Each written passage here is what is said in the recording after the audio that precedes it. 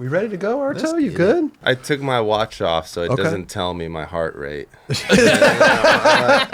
Yes. All right. We are back, huh? We're back at the 9 Club, everybody. Today, we have a very special guest. Mr. Arto Saari is with us. How are you, dude? He just blew a shaka right into the mic, man.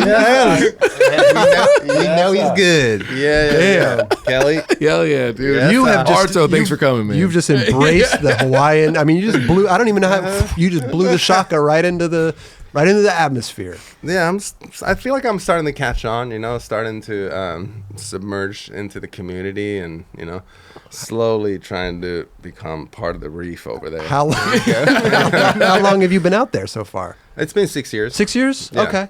But it's like you were just talking to us beforehand, and we're talking about Hawaii, by the way, if you don't know where he lives. But you said you live kind of in the countryside or something. Is it you're like out of the city, kind of on? You have a piece of land out there. What's going on? Yeah, I have a little piece of land out there. I'm on the north shore of Oahu. Okay. That's where, it's one of the surfing meccas, if not the mecca of the world. The biggest, yeah. But north shore of Oahu is pretty undeveloped. It's a 2-lane highway, one supermarket, one gas station. Wow. Oh, wow. And it's that big of a surf spot. Yeah. And it's still that undeveloped. Yeah. It's kind of crazy. I don't know what you would compare it to. It's basically like, I don't know, if all the spots in Barcelona and SF, EMB, Macba, all that was like combined onto one street, and they're all the spots are like back to back to back to back. Oh, wow. Damn. It's they call it the 7 Mile Miracle. So it's basically I think it's one of the most concentrated places on Earth with that many world-class waves on one strip. Okay. Wow. I don't know much about surfing, but are we talking about all kinds of different waves? Big waves, small waves? It's kind of a plethora of waves. Yes. Okay. Yes. Yeah. Just all kinds. Like there could be fun little skate park, little mini ramp waves. When Okay. the swell's smaller, different parts of the reef, right? So the islands are surrounded by reef, and the ocean floor drops, right? And depending how big the swell is, which part of the reef it hits, and what kind of wave it forms. So it's depending on the size of the swell that the skate park looks different every day. Oh, wow. It's an ever-changing skate park. Yeah, it's And but then- yes, there's anywhere from 1 foot to Okay. 40, Let me see. 50, We got a little 60 map. feet. Just to get it. Let's see. There's a map right there. Pupukea right there. Pupukea. What did you say? Pupukea. Pupukea? See top left Yep. dot Oh. Mm-hmm. Right here. 96712.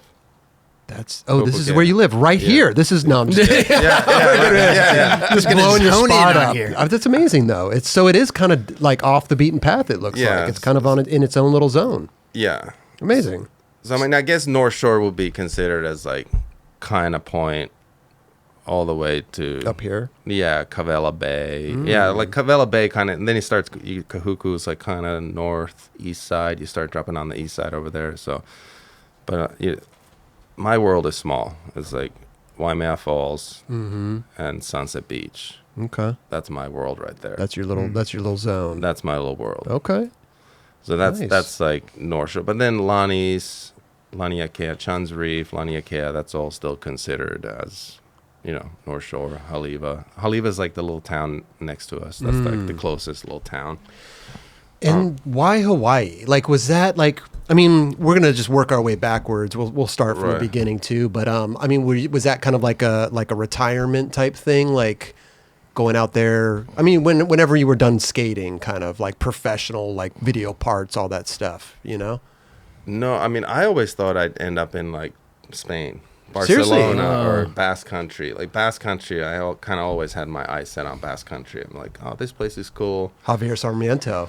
Yeah, Javier Sarmiento, Mendizabal, Align, a lot of those guys. Like one of my favorite skate parks in the world is La Cantera, right on the beach. I think it's the coolest vibe over there. And just the overlooking the ocean, little skate park, not too polished, just like cool stuff to skate around. They've been expanding on it. Love that. I was like, I'm gonna retire here and just skate this park and do a bunch of frontside grinds. Like that's kind of what I always had in my head. Sure, you know? sure. But yeah, if, But I'm sure family played a part in choosing Hawaii as well, right? Yeah, and life's weird. It's like you want to hear God laugh. Tell him your plans. Okay. Yeah. I like that. Yeah. So That's a good one. that's kind of what I had in mind. But then, my wife is she actually lived in Hawaii when she was little for a couple of years. Okay. She's a California girl from here, but she spent some time there as little. So she always joked about it. It's like, hey, let's move to Hawaii. Let's move to Hawaii. I'm like, I'm a skateboarder. I'm a photographer. I'm trying to do this photography thing. It's my next career. Like, I'm in LA. I got to be in LA. I'm not going anywhere. Like, this is my world. Like, this is like, there's no way. And I kind of just got psyched on surfing super late on life, like age 35, 36, something. And I lasted about a year surfing in California, which was mostly just paddling and surviving and not catching a single wave. Well, the waves aren't as good here, right? Or certain spots depends are good. where. Yeah, There's like Where you're at. Yeah. I mean, California gets good waves and Yeah. it gets amazing. It gets super clean, but it's like Hawaii is just a different ballgame. It's Yeah. just, like California is they don't have that many swells necessarily a year. Like Hawaii North Shore in the winter, it's like seasons from September to May. Oh, okay. Sometimes I've surfed till like June. The last little bits. But like the real season is like November to February. It can be 5 foot. that's like standard kind of 5 feet. Yeah, 5 feet, or in the evening, or you go out and all of a sudden the swell starts rolling in, and it's like, okay, now it's 25 feet. Are you out there when it's 25 feet? I've definitely been out there a few times when Was it by accident well, I or shouldn't have. you did that on purpose? No, I've gotten in trouble on purpose a few times. Seriously? Yeah, but sometimes you definitely want to check like what the water's doing when you go out, because what size board you're riding, this, that. It's like, because it can change so fast. Literally within 30 minutes, all of a sudden the swell arrives and it's like triple the size what you're watching on the beach. Now, are That's you sketchy. are you getting scared of the? I mean, listen, we're talking to Arto Saari here. I mean, you were doing gnarly rails. I mean, you were a gnarly skateboarder. Let's put it that way. I mean, does a wave? I mean, I'm sure it depends on the height, but do the waves freak you out at all, or do you just like whatever, man? I got this. Oh yeah. Seriously? I mean, I get freaked out for sure. What's the level like? What height are you just like? I'm a little scared right now. 20 feet? Yeah. I mean, 20 feet is like That's yeah. insanely You huge. say 20 feet in the wave. Like, Yeah. jeez, bro. 40 feet? I've been No. I've been at the Waimea a few times, but that was before I even really knew what that meant. I kind of got a couple of my friends took me out and just like, oh, let's just go surf. This is and Waimea just, right here. Just put this vest on. Like it was, there might have been a few.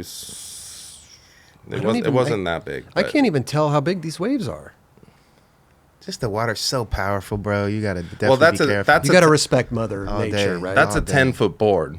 Most of those guys are riding a 10-foot board, so you can kind of. Oh, gosh. How many times does a 10-foot board fit into that wave? So we're looking at like whoops. we're looking at like 40-foot faces. Oh, that's a 40-footer. That's nuts. Okay. Dude. Look at how little they are. I thought those were ants. Those are people. Oh shit. Well, that's a 10-foot board. How many times does a 10-foot board go into that wave? You know what I Yeah, mean? So it's like that's kind true. of. I mean, you can never really tell how big it is until you have to do some homework afterwards and a video, and they have a way of calculating Sure, it. But sure. it's like, What I trip out on is like you guys surf with the reef right there, dude. You guys can get like I know certain spots probably don't have it, but you get fucked up with the reef, oh yeah. dude. Yeah, That seems like the scariest part almost, other than the huge 40-foot waves.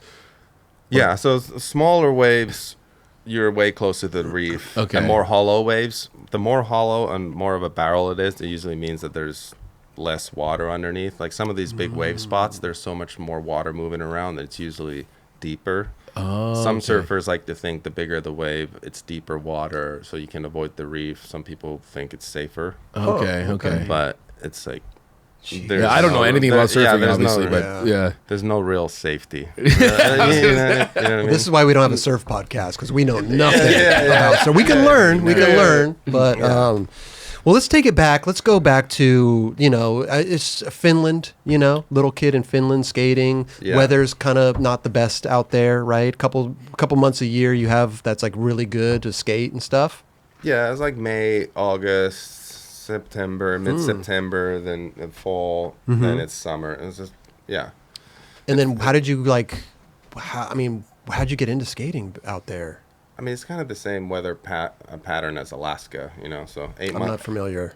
8 months of darkness and Seriously? rain and snow, and then you get 3 months of maybe sunshine, a lot of rain, but it's light out the whole time. Okay. Wow. So like June, July, August, the sun never goes down. It never goes below the horizon. Wow. It just kind of dips to the horizon and it comes back up. So it's still kind of light out throughout the evening. Yeah. So it's like 24 hours of light. Does that mess with you a little bit? No. No, you just get used to it. You just got to get your skating in. You know what I mean? True. Because the next 8 months is going to be brutal. It's going to be Right. cold. Oh, yeah. You got to try to find a parking garage to skate in. And if you find a heated one with no like salt and rocks on the ground and all that, because the cars bring shit in, right? So it's like if you find a heated parking garage with like no water, no ice, no crap on the floor, you're like psyched. When you were, you got a couple little sponsors when you were out there, right? Like just like a board company's hooking you up. There was like a local board brand out there. Yeah, so there was a couple of shops over there and a couple of local board brands, and there was like a few years I was getting flown a couple of boards here and there, and then, but I kind of, I lived in my hometown up until I was like 16 and a half, and then that's when Munster came around, right? Yeah, so it's 90, I think, like beginning of 98. I moved to Helsinki. I was there for 6 months, went to the Europe contests, and then next stop was North America. Right. You know what I mean? So I kind of did like a quick landing in Helsinki. It was like, yeah, that's cool. And then I kind of started getting more sponsors, but then it was like, okay. Did you get discovered at that those contests right there? Yeah. So it was Europe 98. Munster contest. Yeah, the first trip was to Copenhagen. They had Fjälleparken. They had a contest over there, a skate contest. And they also had the Bong Olympics over there. The Bong Olympics? It's a big brother. I think it was a Big Brother stuff. Hey, and I didn't know they traveled internationally. I don't know. I didn't know either. Impressive. Or maybe they got the idea from them. I don't know. Right. Because Big Brother had Bong Olympics here. It was early on. 98 seems a little bit too late. Okay. No, well, don't quote me on that. Maybe it wasn't the Bong Olympics, but there's a giant hole in the ground, like it looked like a fireplace just going. I'm like, oh, weird. They're like, it's summertime. It's like cold. Like, why are they having a fire?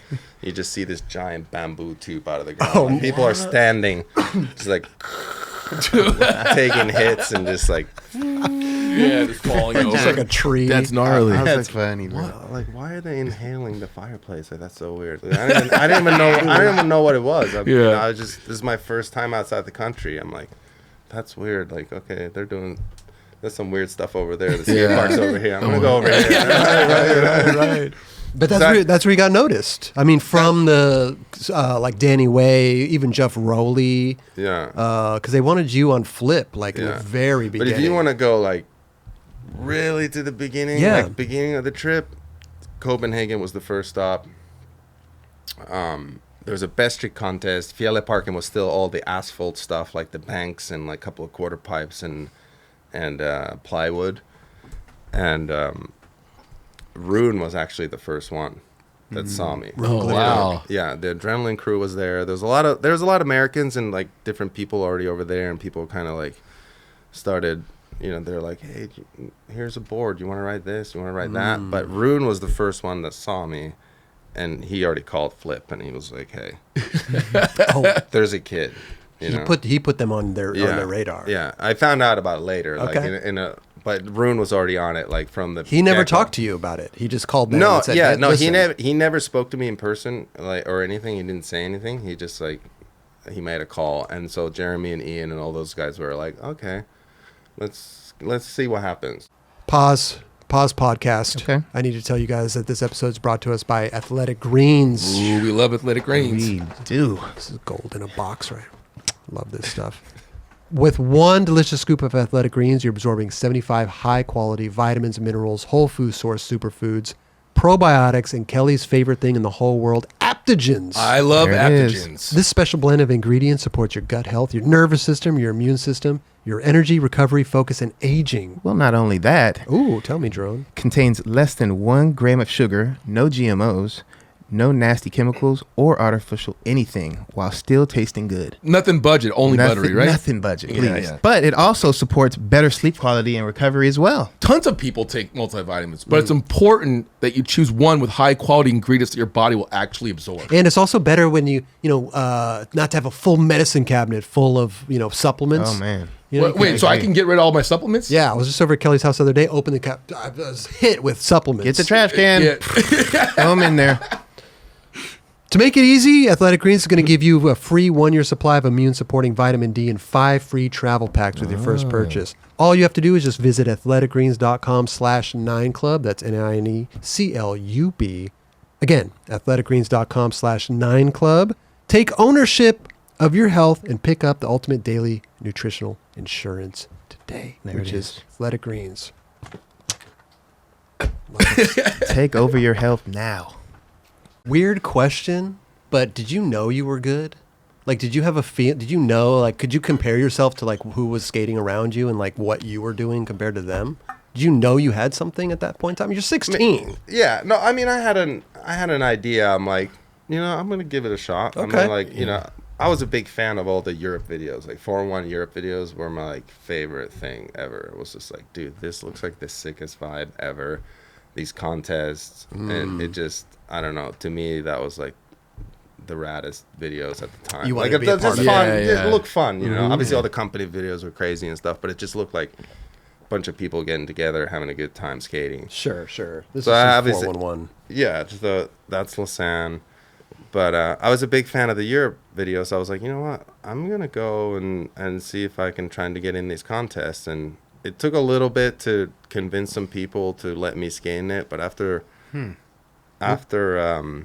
Copenhagen, and I somehow managed to squeak into Lausanne, and I think I'd made it to the finals or something. And after that, it kind of opened up. Like the next tour stops, they were just like, all right, just sign him up. He's not pro, he's not whatever. Yeah. Just put the kid in the contest. Sure, whatever. right. But I remember Lausanne. It was kind of like some people had to talk me. My friends were like talking to the organizers and everything, and Get you in there. I want to say one of the Soltec guys, or maybe it was Ed, or someone gave me like a pair of Tempsters to skate sick. in and stuff. So I don't know. Okay. Maybe some of the other skaters by then too were like, hey, yeah, this kid's all right. Like, put him in the contest. He's nobody, but just like, just let it slide. Just seeing like It's early, kind of one of those things. yeah, seeing early footage, it looked like you were going from S and then back to America. Like you would have both shoe brands on. Oh yeah. Like- I had them all on. Yeah, I'm still waiing for my 32 signature shoe. Snow boot. I'm like, where's that? You know what I mean? I'm not done yet. but that's awesome though. And it seemed like I saw you in the early 4-1 stuff, but somehow, I mean, I let you tell the story, but Platinum came around or something. Yeah. Was that after all this Well, because you're still contest? going through. So, Yeah. like, Rune saw you, told Flip about you. Yeah. And then did you go to Munster after that contest? Yeah, so it's Copenhagen, Lausanne, Montpellier, Oh, Montpellier. and then Münster. Yeah, so I Gotcha. think those were the tour stops that summer. So I kind of like, a bunch of people gave me boards throughout the contest. I was kind of running out of my own boards, and I was riding this and that, rode flip boards, adrenaline, whatever, platinum, plan B, and then Who was paying for you to get in the contest? I had a little bit of money saved up, and the local Soltec distributor in Finland helped me out a lot. He's like, go give it a shot. So he put a little money in the budget. Like some of the local skate shop gave me some gear and stuff. And Oh, that's cool. it was my friend Timo at the time who was running a skateboard magazine called Numero. and he was like, he kind of put the trip together for me to go. He's just like, we're gonna go shoot some photos in Europe. We're gonna go do these contests, and you're gonna go out and do this. I'm like, okay. Was it just you and him, or a few? No, there was a couple other cats too. It was like a skate trip, like a homie skate trip, Right. and then like that turned into like the contest. So him pushing me into those contests, and I think they left at like Montpellier and just kind of left me to my own devices. And then I still had to get to Münster somehow. Huh. And I had a plane ticket from Geneva to Münster, I believe, but I'm in Montpellier, and it's like 8:00, and I don't even know which country I'm in at that point. You know what I mean? Like, just you know, out there. 16 years old. So I'm out there, like, and I remember just sitting outside the contest in Montpellier, and I was like, okay, the contest is done. I don't know which way Geneva is. I know I'm somewhere, but I'm not in Geneva. I gotta fly, and I guess I was just sitting outside the curb, and I guess I was just looking so lost. And McCrank and Colin and Danny and all those guys walked by. Those like, oh, there's that kid. Like, where are you going? I'm like, Random. I'm like, I have no idea. Can I come with you? And you're not even speaking English at Not this really, point, too, no, right? No, not really. And then, so they're like, oh, we're catching a train. We're going to Münster. You want to roll with? And I understood that much. And they're like, hey, let's go. Amazing. So that's kind of how I ended up on. So by the time I got to Münster, I was basically writing for Platinum. So you were already in Platinum. Because I think, because the story goes is like Rowley saw you in Münster and told Flip about you. Yeah, And so now they're hearing multiple things, but you kind of like weren't understanding Rowley. Well, I think, I couldn't understand a word he said at the time. He's like, flip. Yeah. I knew enough. He gave me some boards in Lausanne, actually. He was like, did? Here, Okay. write these. But he didn't come to Montpellier. He went to hang out with Tom, I think, and do stuff in France. And so there was this whole weird thing. Like, I'm getting flip boards. I'm getting all these other boards, whatever. And then I'm like, well, I'm hanging out with these dudes. And I'm like, these guys are cool. Right, You know? right. And I was kind of skating with McCrank too at the time a lot in the contests and stuff. He was kind of like, hey, let's Fred. Like, we kind of started sessioning in the contest. I'm like, oh, this cat's cool. Like, Right. you know? So it just all happened organically. I just went with the flow of it, you know? That's dope. So, and obviously, it's a way to do it sometimes. Yeah. I mean, I feel like that's how skateboarding works, and that's how it's the best. You know, you just kind of. So there was this weird moment where I was like, I'm on a 48 hour train ride to Münster with Colin, McCrank, and Danny. It's just like, well, what are you gonna do? You're gonna write for him. Yeah. You know, there's this you're not gonna say no. You know what I mean? Thanks for the ride, guys, but I'm going with Rowley. Yeah. So it just, it just happened that way, and then Organic. Yeah, it was an organic thing. Yeah. So after that, did the contest, whatever, did pretty decent there, and then Danny sent me a plane ticket to go on tour with him, and I went up to Canada hanging out with Moses and all those cats. And, Moses Akonin, man. Yeah. Legend. Yeah, He was so the front whole- nose sliding everywhere, huh? Yeah. Front nose slides, big spins out, skating street. Yeah, we did this whole tour across from Vancouver to Toronto. It was like a 3-week trip. That was my first introduction to North America. Wow. Just drive across Canada, do demos, You just got like learn thrust into it. Yeah. Overnight. Yeah. Just like, hit up Dairy Queen, Blizzard, every stop, just more sugar, keep going. Another demo, another street spot. Just Right, like, right. Did it feel natural of like being in those moments at that time? Did it feel like I'm supposed to be here? You know what I mean? Like this is where it's happening. No, I still trip on it. I'm like, how did I end up here? I was just like, all right, what's the next spot? Right. I was blown away. You know what I mean? I'm like, I've seen these spots in videos. Like, Yeah. oh, this is this spot. Like, oh, this is this guy. Like, all of a sudden now I'm skating with the guys that I've been watching in videos for the last 10 years or whatever. Surreal moments. What about that's great. what about back home, like going to school and all that? Did you kind of just ditch all that right away and just like, I'm gonna go for skating? Yeah. No, so I was supposed to start, I guess, is it college? You can tell I didn't go to school. Well, in high school, then college. Yeah. 16, 17, you're kind of finishing up high school, right? Yeah, finishing up high school. I was starting to the second year in college, I guess. Is the school you go to before university, right? Mm-hmm. Well, it's kind of so yeah. It's just so I was on starting second year of that, and I was like, you know what? I got a plane ticket, skateboard, and I got like a couple of G's I won in Europe. I'm like, plane ticket, FedEx to my house. I'm like, Mom, I gotta go. I gotta go. She's like, no, you're going to school. I'm like, nope, I gotta go. I'm like, I'll be back in 3 months. Were they supportive of your skating?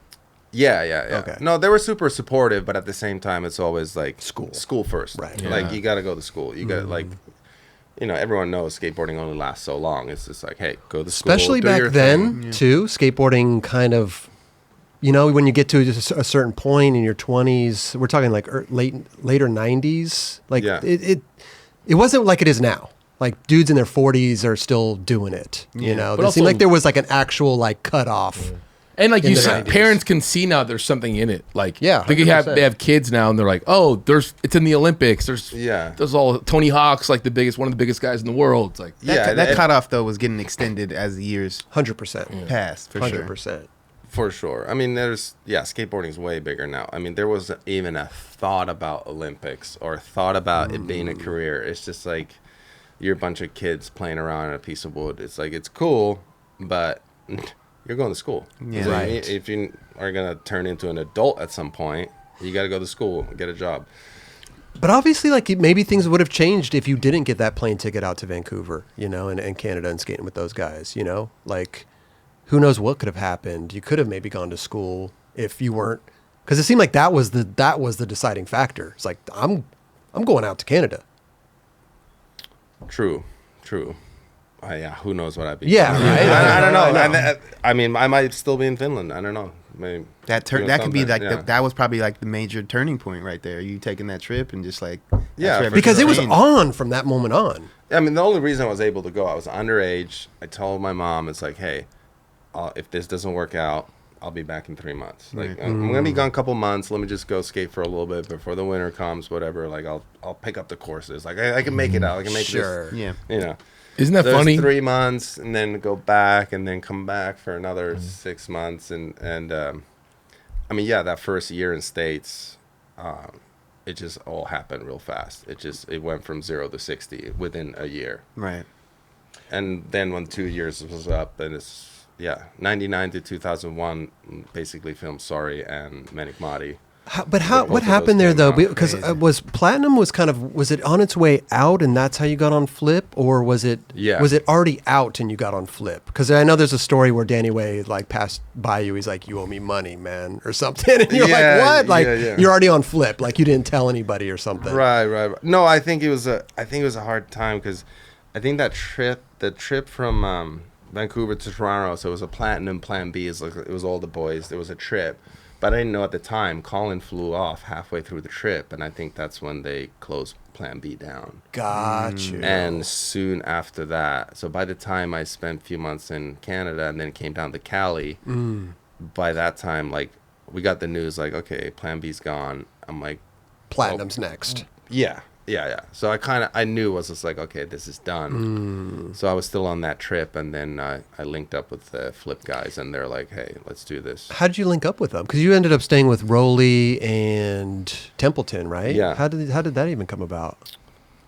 Oh, that was through Sasha Steinhorst. Believe it or not. Oh, he's a team manager, right? He was the TM at the time for Soltec? all the Soltec brands. Yeah, I didn't even know. It was so early on. I didn't even know if they had like designated Etnies America as TMs. It was just like Sasha was like kind of just running everything, whatever. And he was. I went to get some shoes at Soltec, and there's like, hey, these Flip guys want to talk to you. I'm like, oh yeah. I'm like, yeah, they want to give you some boards. I'm like, well, I'm out of boards again. I'm like, what am I gonna do? You know what I mean?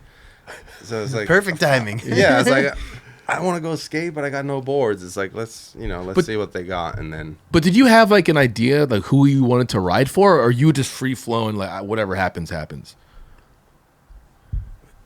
I mean, I had a few ideas. I always was a big fan of toy machines. So I thought I was like, I'm going to end up riding for Ed. You know, that was always big. I mean, obviously, like all the companies, like Zero, Girl, Toy Machine, Flip, Plan B, Platinum. Yeah.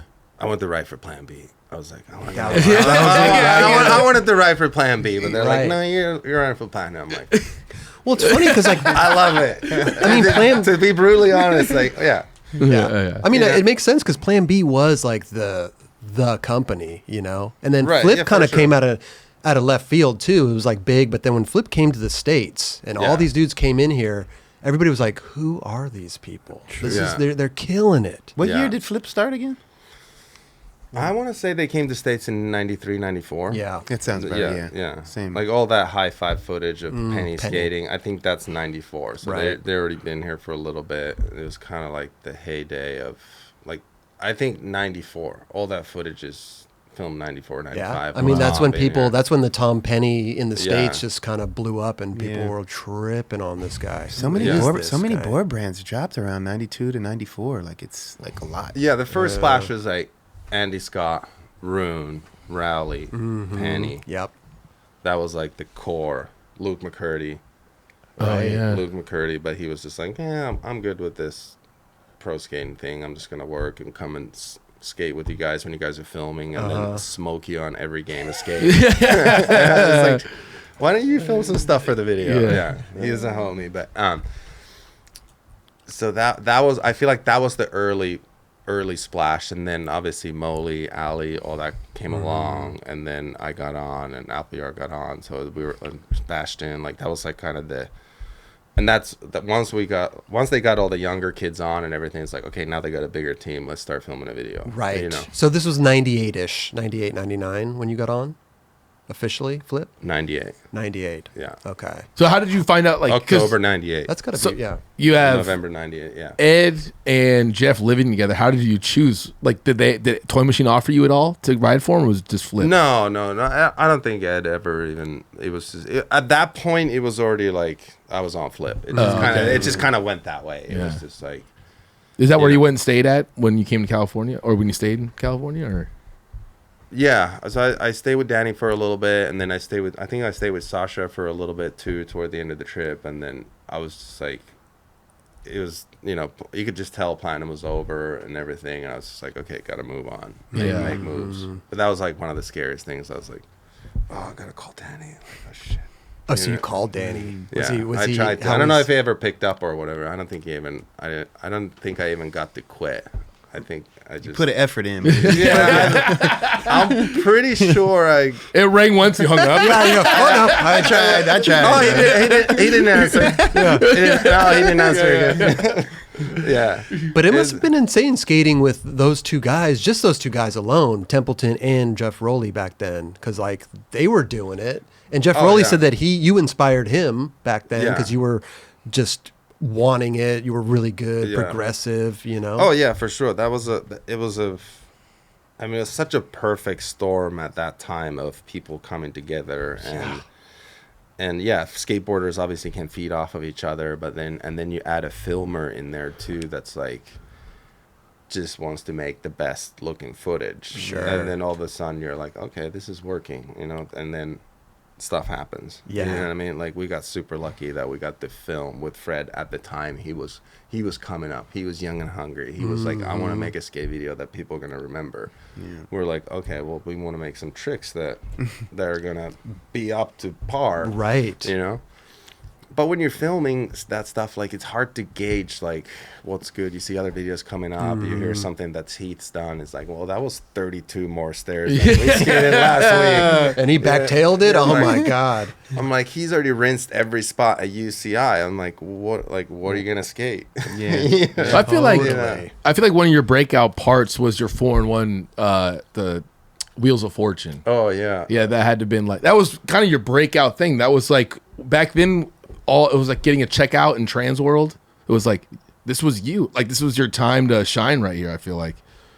What was it like filming for this? Great Transworld video, by the way. Thank you. Time to shine. Yeah. Oh, yeah. It was probably the best. It was probably the best one. But I love this part, man. It was so good, bro. Yeah. What was it like? Oh, yeah, this is like very like early on. When was this? 411. Is there a date on that, Raj? 98. 98. Yeah, this is like the first few months in States for sure. oh, you were just a filming machine, huh? Super hype, I'm Yeah. sure. Yeah. It was just like straight into it. Damn. I love this part, man. Yeah, when you see like remember spots this. on the video and then you actually go there, you're just like super geeked. Right. I mean, Oh, that's how it was for me. I was frothing. I was blown away. I'm like, it's November, December. There's no snow on the ground. I'm like, this is weird. I love Sunshine, more spots. Like, let's go. You know. And you're It's so skating good. with Yeah. these like the best. That's Finland right there. Oh, that's Finland. Oh, that is in Finland. It's the only indoor spot in the whole country. What's that? Like a mall or something? Yeah. What was it's up with like that little ass rail, dude? That kinked rail? Yeah, that's like a weird like kids playground park thing. It might still be there. That's like a really good kinked Yeah, rail. Yeah, that underground stair set looks super sick. Yeah. I still That's see good. people skating that spot. The Yeah. double sets. Yeah, I just saw some footage of too. Yeah, it's down the main shopping center right in Helsinki. So you get a couple of goes at it. You basically just got to skate through it and get kicked out and get out of there. Did Geoff Rowley and them have an impact on you to start skating big stuff? Yeah, for sure. I mean, I was skating maybe like 4, 5, 6 stair handrails, like skate park rails, whatever, like little stuff like that, little knee-high hubbas and whatever. And then look at that. That's that's ankle high. Yeah. That was more my speed when I first got the States. It's Okay. like, okay, I could get jiggy with this. But then what was it? It was just seeing Rowley just going, doing big shit. And you're like, for wow. sure, Rowley had a big part of it because he was just an absolute savage at that point. Sure. And just going and once I got here and just being surrounded by all these pro skaters and just seeing what they're doing and you're just like, oh shit, this is a whole different ball game. Sure. Like this is real now, you know? Did you almost feel like you had to do all that stuff? Like step it up to For doing the sure. bigger It's like, shit? okay, it's like if I want to enjoy the sunshine and keep skating, I'm like, I got to do something here. You know what I mean? So Right. there's definitely a driving force, but it helped huge to skate with Geoff and Ed and all those guys, and occasionally like Jamie or someone will pop on a session or whatever. You know, it's just like once you start being around the gnarliness of it, and a few times you see Geoff fly down a 17 stair rail and just eat shit, you're like, okay, that's what I gotta do. Like, okay, I guess that's what we're doing. Yeah. So it definitely had a huge influence on me for sure. I'm sure it was we were feeding off each other Yeah. for sure. I mean, I could just imagine like you're at every spot. You're probably going to spots for that, and there's probably nothing else to skate there except for a rail or a hubba or something. Yeah. You know. And I was just blown away how smooth the ground is everywhere. I'm like, what? There's no cracks. Like it hasn't been disintegrated by salt and snow. Sure. It's all smooth. Like I was like, I'll fall on that. That looks fine. Just the energy of the people and like you said, the spots as well. It's just like the combination is just like, all right. Yeah, I feel like my skating changed within like the first year for sure. There was like a just being around it. It definitely like kind of I was like forced to, get on a different level. You know what I mean? Totally. And then when we just mentioned like Transworld videos, when feedback came around, you started filming for that. You shared a part with Geoff Rowley. Yeah. And I love the story because it's such a good story about the Muska going to Arizona. You guys were all on this trip, and Muska is just annihilating everything. He probably had the best day of his life, and just witnessing that must have been fucking extraordinary. Yeah, he filmed half of that feedback part in one day. I think he clicked 17 tricks that day. Did if I that remember correctly, yeah, it was he basically filmed half the part in one day. Damn. Did that trip you out? Did that make an impact on you too? Oh yeah, just for seeing, sure. Because I mean, coming, I was like, okay, this is how you film. This is how you produce tricks. This is like Muska. Like he's just like, let's go next spot. Yeah, homie, finish, homie. Come on, let's do this. He's like, oh, it's still going, and then. Yeah, he filmed 16 tricks that day, and it's like 10 o'clock, Olive Garden, massive dinner, all this. You guys ended up at Olive Garden after that. Yeah, Olive Garden. Yeah. We're celebrating. But that's what Olive Garden was banging. That's what Olive Garden was killing it, bro. Real talk. Yeah, the rap dinner, right? The big rap dinner. The rap. That crew was epic, though. You guys, like Muska, Jason Dill looked like he was on that trip. You and Geoff. Yeah, Dill, Mims, Rowley, Ty, But anyway, so everyone's like, okay, the day's done. We were all smoked, and Chad's hyped and whatever, a few margaritas deep or whatever. And he's like, oh, shit, I got one more spot. Yeah, right. I got one more spot. It's right around the corner. It's in the alley in the back of the Olive Garden. This is no. Wow. This is not for real. Yeah, for real. This is like, and now it's like midnight or whatever. Okay. Last spot of the day. It's that kink rail that ended up on the cover. By the wall. By the wall. The Wow. wall rail. The wall So rail. after he filmed all those tricks, all the stuff, I'm pretty sure the last spot was This one That's right here. so That one. psycho. that was the That's la- behind the Olive Garden in that was, Arizona. that was after dinner. Wow. And margaritas? After dinner hammer. After dinner hammer. He was so hyped right here. You Yeah. could tell. First try, right? Yeah. Dude. I think the first time he committed, like Right here, he messed around with it and just kind of Okay. played around with it, get his trucks on there, whatever. But I think the first ollie commitment was it. It's done. Did you get a bunch of clips this day too, or was it kind of the Muska show? I think I no slid that hubba with Oh, the little kink on the end that he tail slides in this. Like I skated that okay. with him, and Okay. there's a couple of spots that I skated. I mean, this alone is just insane. Maybe that crappy no slide nollie flip out on that ledge at that. Oh, the brick ledge? Yeah, the break ledge. It's just like the worst nollie flip you've ever seen out of the. Oh, that was tight, though. Yeah, I mean, I think we were in Arizona for a couple of days, and Okay. so yeah, I filmed a couple of clips, but it was just like, all right, Chad wants to go, like we're going. He wants to skate this, like okay, let's go. We were just rolling with him, you know. Was it I all- can only imagine. It was. I think to this day that's been like the most nuts skate day filming wise that I've ever seen. To me, it's like what goes down in history is that day, the Muska day, and the penny over the chain in the bank. Yeah. Just annihilating that. Like those are two historical moments in yeah. skateboarding where you're like, damn, Yeah. that doesn't happen every day. And that was probably Tom and Chad just feeding off of each other. You know what I mean? Like Chad's watching Tom do all this stuff, just like Sendigito, chain over bank, all this other stuff. Right. And Chad's probably looking at it going, oh yeah. You know, I'm sure there was synergy there too, because those guys were just like on fire at that time. You know? For sure. Was it? Did you know you were going to share a part with Geoff, or was it kind of just ended up that way for that video? Yeah, I can't remember. We probably neither one of us probably had enough footage to do a full part. So then it's like you guys are getting Put a them shared together. part. It's like what about a shared part? It seemed like that was the end of the era where it was just like, hey, let's just go out and skate. Yeah. And then like from when it came down to like the next like Menikmati, those were like serious projects that you guys were working on. No, I mean Ty was pretty. I remember that trip, and Ty was pretty like gung ho too. Like he was like, "All right, we got the lights and Jenny. Like we're on a mission. Oh, like yeah. we're skating. We're doing it. You know." Ty's always Like, been like he- quote unquote professional like Yeah, that. yeah, He's yeah. always been like we're doing this. Yeah, I don't think he slowed down No. one bit. It's just like, let's go. Bondo sign, cameras, gimbals, like lights Yeah, on. Like right. we're going. We're doing this. Oh, it's hour 16. So Yeah. let's go. Which is good. Yeah. Which is great for some people and some people can't. Yeah. How did that work out for you? Just being Yeah. with Ty and being on that type of schedule.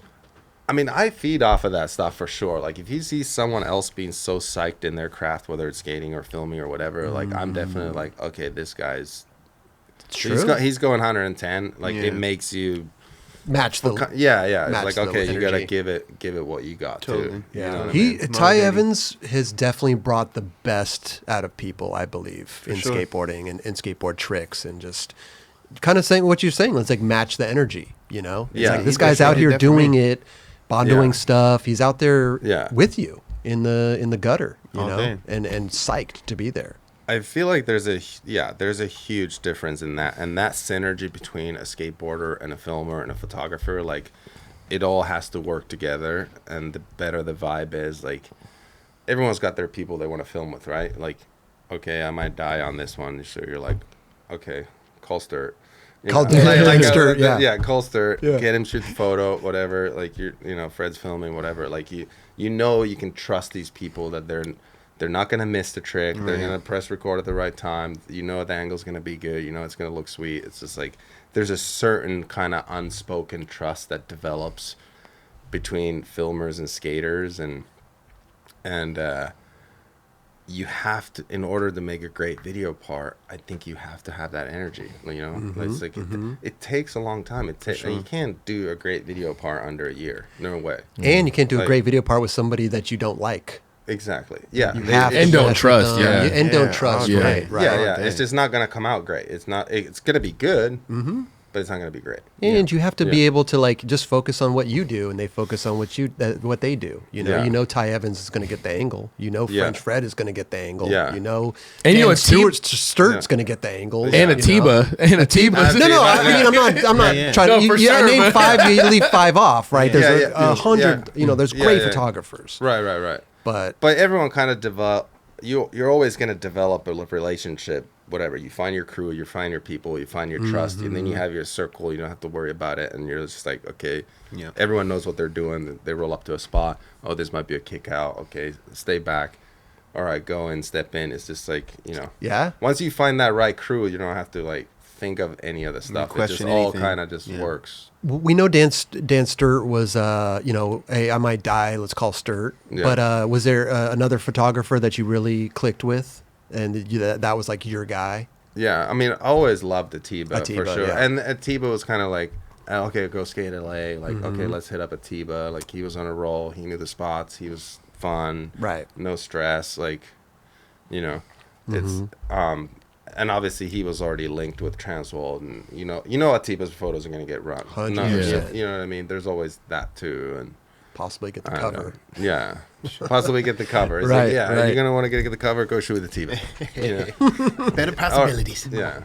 And obviously Skin, Burnett, Humphreys. Like, I mean, there's a million. That's what I'm saying. You name 5, you leave 5 off. Like, Swift. It also just depends what area you're going to. You're going up north, you're like, hit up Pete Thompson or something, or it all is like, are we shooting with Thrasher? Are we shooting with Transworld? Are we shooting for this, that? What's the area? Are we stepping on their toes? Is there like, what's the vibe? Like, you definitely, you got to read the politics and kind of like, what project are you working on and whatever. So there's a whole, I mean, there's so many rules in skateboarding. True. When there's like, oh, it's so free and like whatever, anything goes. It's like, but no, there's rules. You follow these rules, or you don't fit in. Yeah, you can't go to El Toro with Atiba, not get it, then go back to El Toro with some other photographer. Right? Like, there's a certain thing. Yeah. So definitely, there's a certain code of conduct for sure. I don't know if people understand that happened at one point. Like the younger kids, they have no idea that's what happened back then. It's unwritten rules. Yeah, it's like skateboarding. Now it's just that I don't know if they even know anything about that. Yeah, the older guys got to keep them hit the game a little bit. Some of the newer kids might be like, "Dude, that's whack. You guys did all that, And it's like, no. I mean, we hid spots from people. Like we didn't tell them about certain spots. Like there was like a thing going on there. Sure. Because also, video parts are a dime a dozen back then. Right. So I go skate. I'm not going to take one of Arto's tricks, but you want to get your shit out first. Yeah. It might be 2-3 months, a year before it even comes out, right? I mean, it's not like it's on the stories tomorrow. Exactly. It's like we gotta, for sure. It takes a while before stuff comes out. Were you when we were filming for Menikmati? And then filming for Saari. I mean, those were like back-to-back videos. Came out in the same year. They were probably overlapped at a certain point. Yeah, I mean, I think the only reason why it happened for me the way it did was because of French Fred did both of the videos. That's a saving grace right there. That right? is a saving grace because both projects were filming simultaneously. Obviously, S came out first, so Fred kind of had all his eggs in the S basket, but then as the project was coming to a finish, he was just like, okay, I'm going to start working for Flip already. So there was this like period where it was overlapping, but at the same time I was like, okay, I filmed 10 front boards for S. Okay, I could use 2 of those for Flip. Yeah. So it was like, if you start like dicing the footage and everything, I'm like, oh, that's sick that I filmed all this stuff with Fred, and we were kind of like, okay, well, S is going to come out first, so we're going to put these tricks in here, and then these. I still have maybe time to go get some more stuff. There is definitely a period where we were looking at stuff. It's like, so you had a hand in that in figuring out what's going to be used for what video. A little bit, but I don't think Fred showed anyone any of the rough cuts of the S video. Wow. I think he just wanted to keep people out of the editing room and everything. Smart. You kind of knew what tricks you have and this and that and talk about it, whatever. But I don't remember ever like sitting down and watching my part with the music or anything. Did you know about the music? Did you know about your song? Yeah, we were going after Bowie, but we didn't for a Flip, but we didn't know exactly which song it was going to be. What about Menikmati?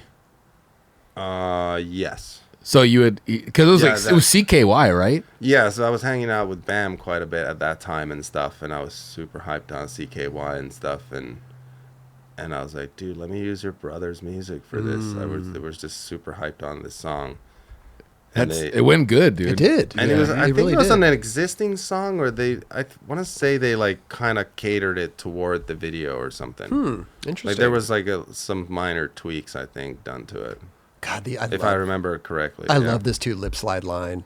Oh, Were you just like, I'm going to lip slide both? Like, what was it? I mean, did you know?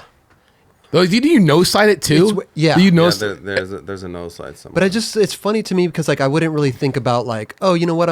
Maybe I'll tail slide the first and lip slide the second. Like tail slide wouldn't work on that one. Well, I'm just saying like 2 lip slides in a row to me is a little strange. No, it's a little weird. It's kind of a no. I mean, not a no. I wouldn't say that. It's a warm up. I thought it was cool at the time. Hell yeah. But it's like the old school flat ground lines where you just do like 10 backside 180s between like kick flips and shovets, and it's like, hey, there's like 10 back 180s in this like line. Right. Do you like I think in another video you no slid it twice, but I was like, Muska did that a long time ago too. Tell you the truth, I was so scared to skate that rail that I was like, I gotta lip slide this first one to see if I can even get amped up to skate the second one. I think it just happened that way. I think I'm like, I was so scared to go down. It's a big rail. Yeah. It's a big rail.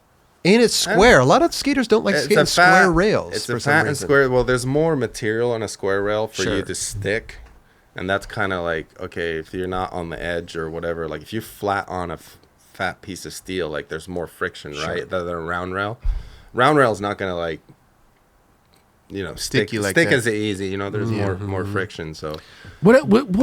Now that I think about it, what about didn't Heath Kirchart like just get smoked in the lip slide, or was there a different one? I think he lip slid it too. Wasn't it a different one though? I think he broke his collarbone or something. He goes like a full kind so. of ragdoll face plant slam on that. Was it the same rail? I think so. I almost want to say it was. Yeah. I mean, that's how I remember it. Yeah. What about when you did the front board El Toro and the generator went off at the end of the Menikmati? Like, it was kind of flickering a little bit. That's total movie magic. It was all planned. It was all planned? It's fake, man. You guys were doing CGI way back then? Already. Oh, my God. No. But did that mess you up at all? Because when you're rolling up, you could see it flicker a little bit. Yeah. When you landed it went off. I don't think I was even paying attention to it. Really? I don't think I even noticed, to tell you the truth. I was just like, I got to get this done. At that point in time, that was the biggest rail that you've skated. I think so. I mean, just the impact of that thing sliding down, jumping off your board. I think I did it like a handful of times, maybe like 10 tries or something. And one of them I maybe landed on my board, and even that hurt like hell. Okay. Like I think I landed a few times and just like wheel bites. There's a El Toro and the apartment complex rail were like the two, I want to say, like the most impact that just didn't even feel that great right. We'll talk about the. It was just painful. But so you could see it. You could see it flickering right there on the bottom right. Yeah. You could see the generator kind of fizzing out. Is that something that they just forgot to put gas in it, or is it you weren't there for that long, right? I think I was just there just doing laps for a while. Okay. Maybe a little saggy board. Kickflips were probably a little bit mobbed. The warm-ups were just terrible. Just trying to get psyched. It was one of those things I did not want to skate that evening. It was just, you didn't? No, it was like I find that funny, man. It was a go shoot with a T-ba, get a cover type of hook on it. Okay. It was a go shoot with a T-ba. Maybe you'll get a cover, maybe not. It was definitely because I think I might have an interview or something was coming out, but it was like, okay, a T-ba drove all the way down here, There's a little pressure. There's just a little pressure. It was definitely like it's now or never kind of like deadlines coming up. I find that so funny with big stuff. And it wasn't like an that. empty promise. It wasn't. It ended up on the Transworld cover, covered, which is kind of surprising because Heath maybe just had that cover of the lip slide, and maybe a little bit before. Because at that time, I don't think that many. I mean, Heath might have been the only one skated it. Heath maybe was the Mumford, first one to Mumford. yeah. I don't know. I can't remember the order, but Heath was definitely the I first think he was one. the first one. Yeah. Heath. It was definitely Heath, and then you were maybe second. Yeah, Mumford Smith grinded it. Yeah. 5-0? Did he fight? No, Ben Gilly 5-0'd it. Yeah. That was right. psycho. And then the Nuge was the first one to ollie it. Oh yeah. Yeah. Yeah. Shout out to the Nuge. Big shot. So, here's a cover right here. Boom. Oh It's yeah. a good. Look at It's a that. good man. That's a nice looking photo, though. That's not only a gnarly trick, but it's a great photo. Yeah. Tiba. It's so funny All though. the That way. is so interesting to me how that is the most gnarly 20 stair rail, but you're not even feeling it that night, and you just make yourself do it. That's There was definitely like, it was half and half. Yeah. It's like today's not the day. The board doesn't quite feel right. The shoe, the grip, the vibe. It's just so bizarre. when you go for something like that, you just want to. Everything's got to feel right. I mean, even when I'm, if we're skating a ledge or something, and you don't feel it, like that's. You just, But I you couldn't just imagine. Yeah, you just know that you're just gonna end up flipping your board for 2 hours, and you just know it's not there. You can just tell. Yeah. Were you stressed out at all filming for the video? Having 2 videos to film for? No. No? You were just going out and skating. No, I was just psyched. I was just like, give me the next spot. Just like, let's go. You're 19, Taking 20, it all in, 21. bro. It's like, you're like, let's go. What was it like filming with Cost and all those guys? Were you guys all in the same missions, or you doing your own thing, Cost doing his own thing, or? I want to say there was maybe a couple of Wilshire night missions that we went on, and here and there. Yeah. Yeah, because that spot was like, Baker 2G came out, and then Menikmati, you guys, the rolling long lens. That was a big spot. And that's the first time, I mean, French Fred, shout out to French Fred with the rolling long lens. Yeah, like he changed the game with that too. Well, that's the thing. At that time, like filming with Fred, you just kind of didn't know what you're going to see, and you scope the footage on the thing. It's just like, you're like, wow. This looks sick. Like, this is like new. It's something new. And it was every time you have an idea what the trick's going to look like, and you'll fisheye this and that, and then you're like, you nailed it. Like, 100%. This is good. I mean, he had a vision and like just that rolling long. Yeah. I think a lot I remember in Rodrigo's part, there was a lot of rolling long lens, and it just looks so good. Mm-hmm.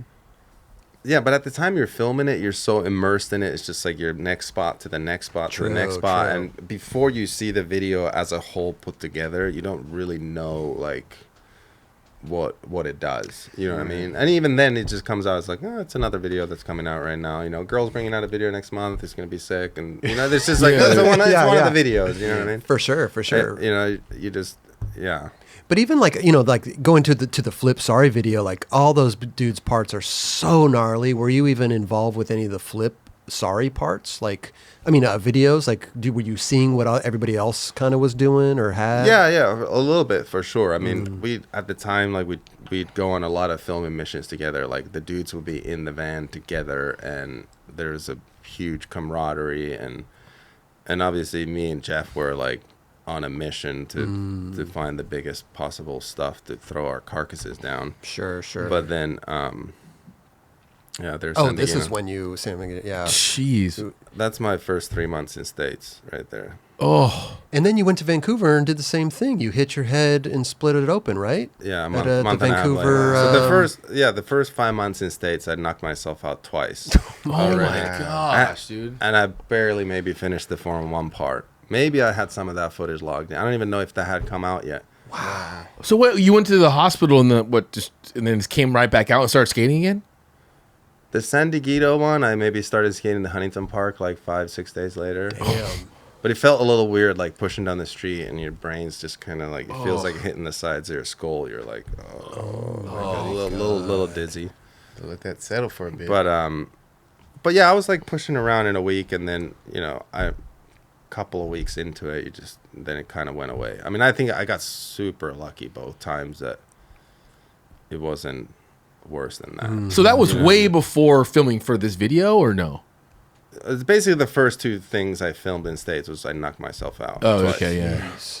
So I was the second time it happened in Vancouver. I was like, for sure, like, okay, this is I'm getting a one-way return ticket. Like, I was like, they're done with you. I'm like, they're talking about maybe filming videos and this and that. It's like the two things I filmed is getting knocked out, and it's like, oh, like this. No, this is not going good. Yeah, but you knock yourself out. I mean, you must have been around shit that Geoff Rowley was doing that, you know, he was getting broke on too, right? Yeah. Like, so must not have been that crazy. You know what I mean? Yeah. Well, he just, I don't know. He's a monster. Yeah, bro. for sure. But I mean, he managed to somehow just always get up and walk away.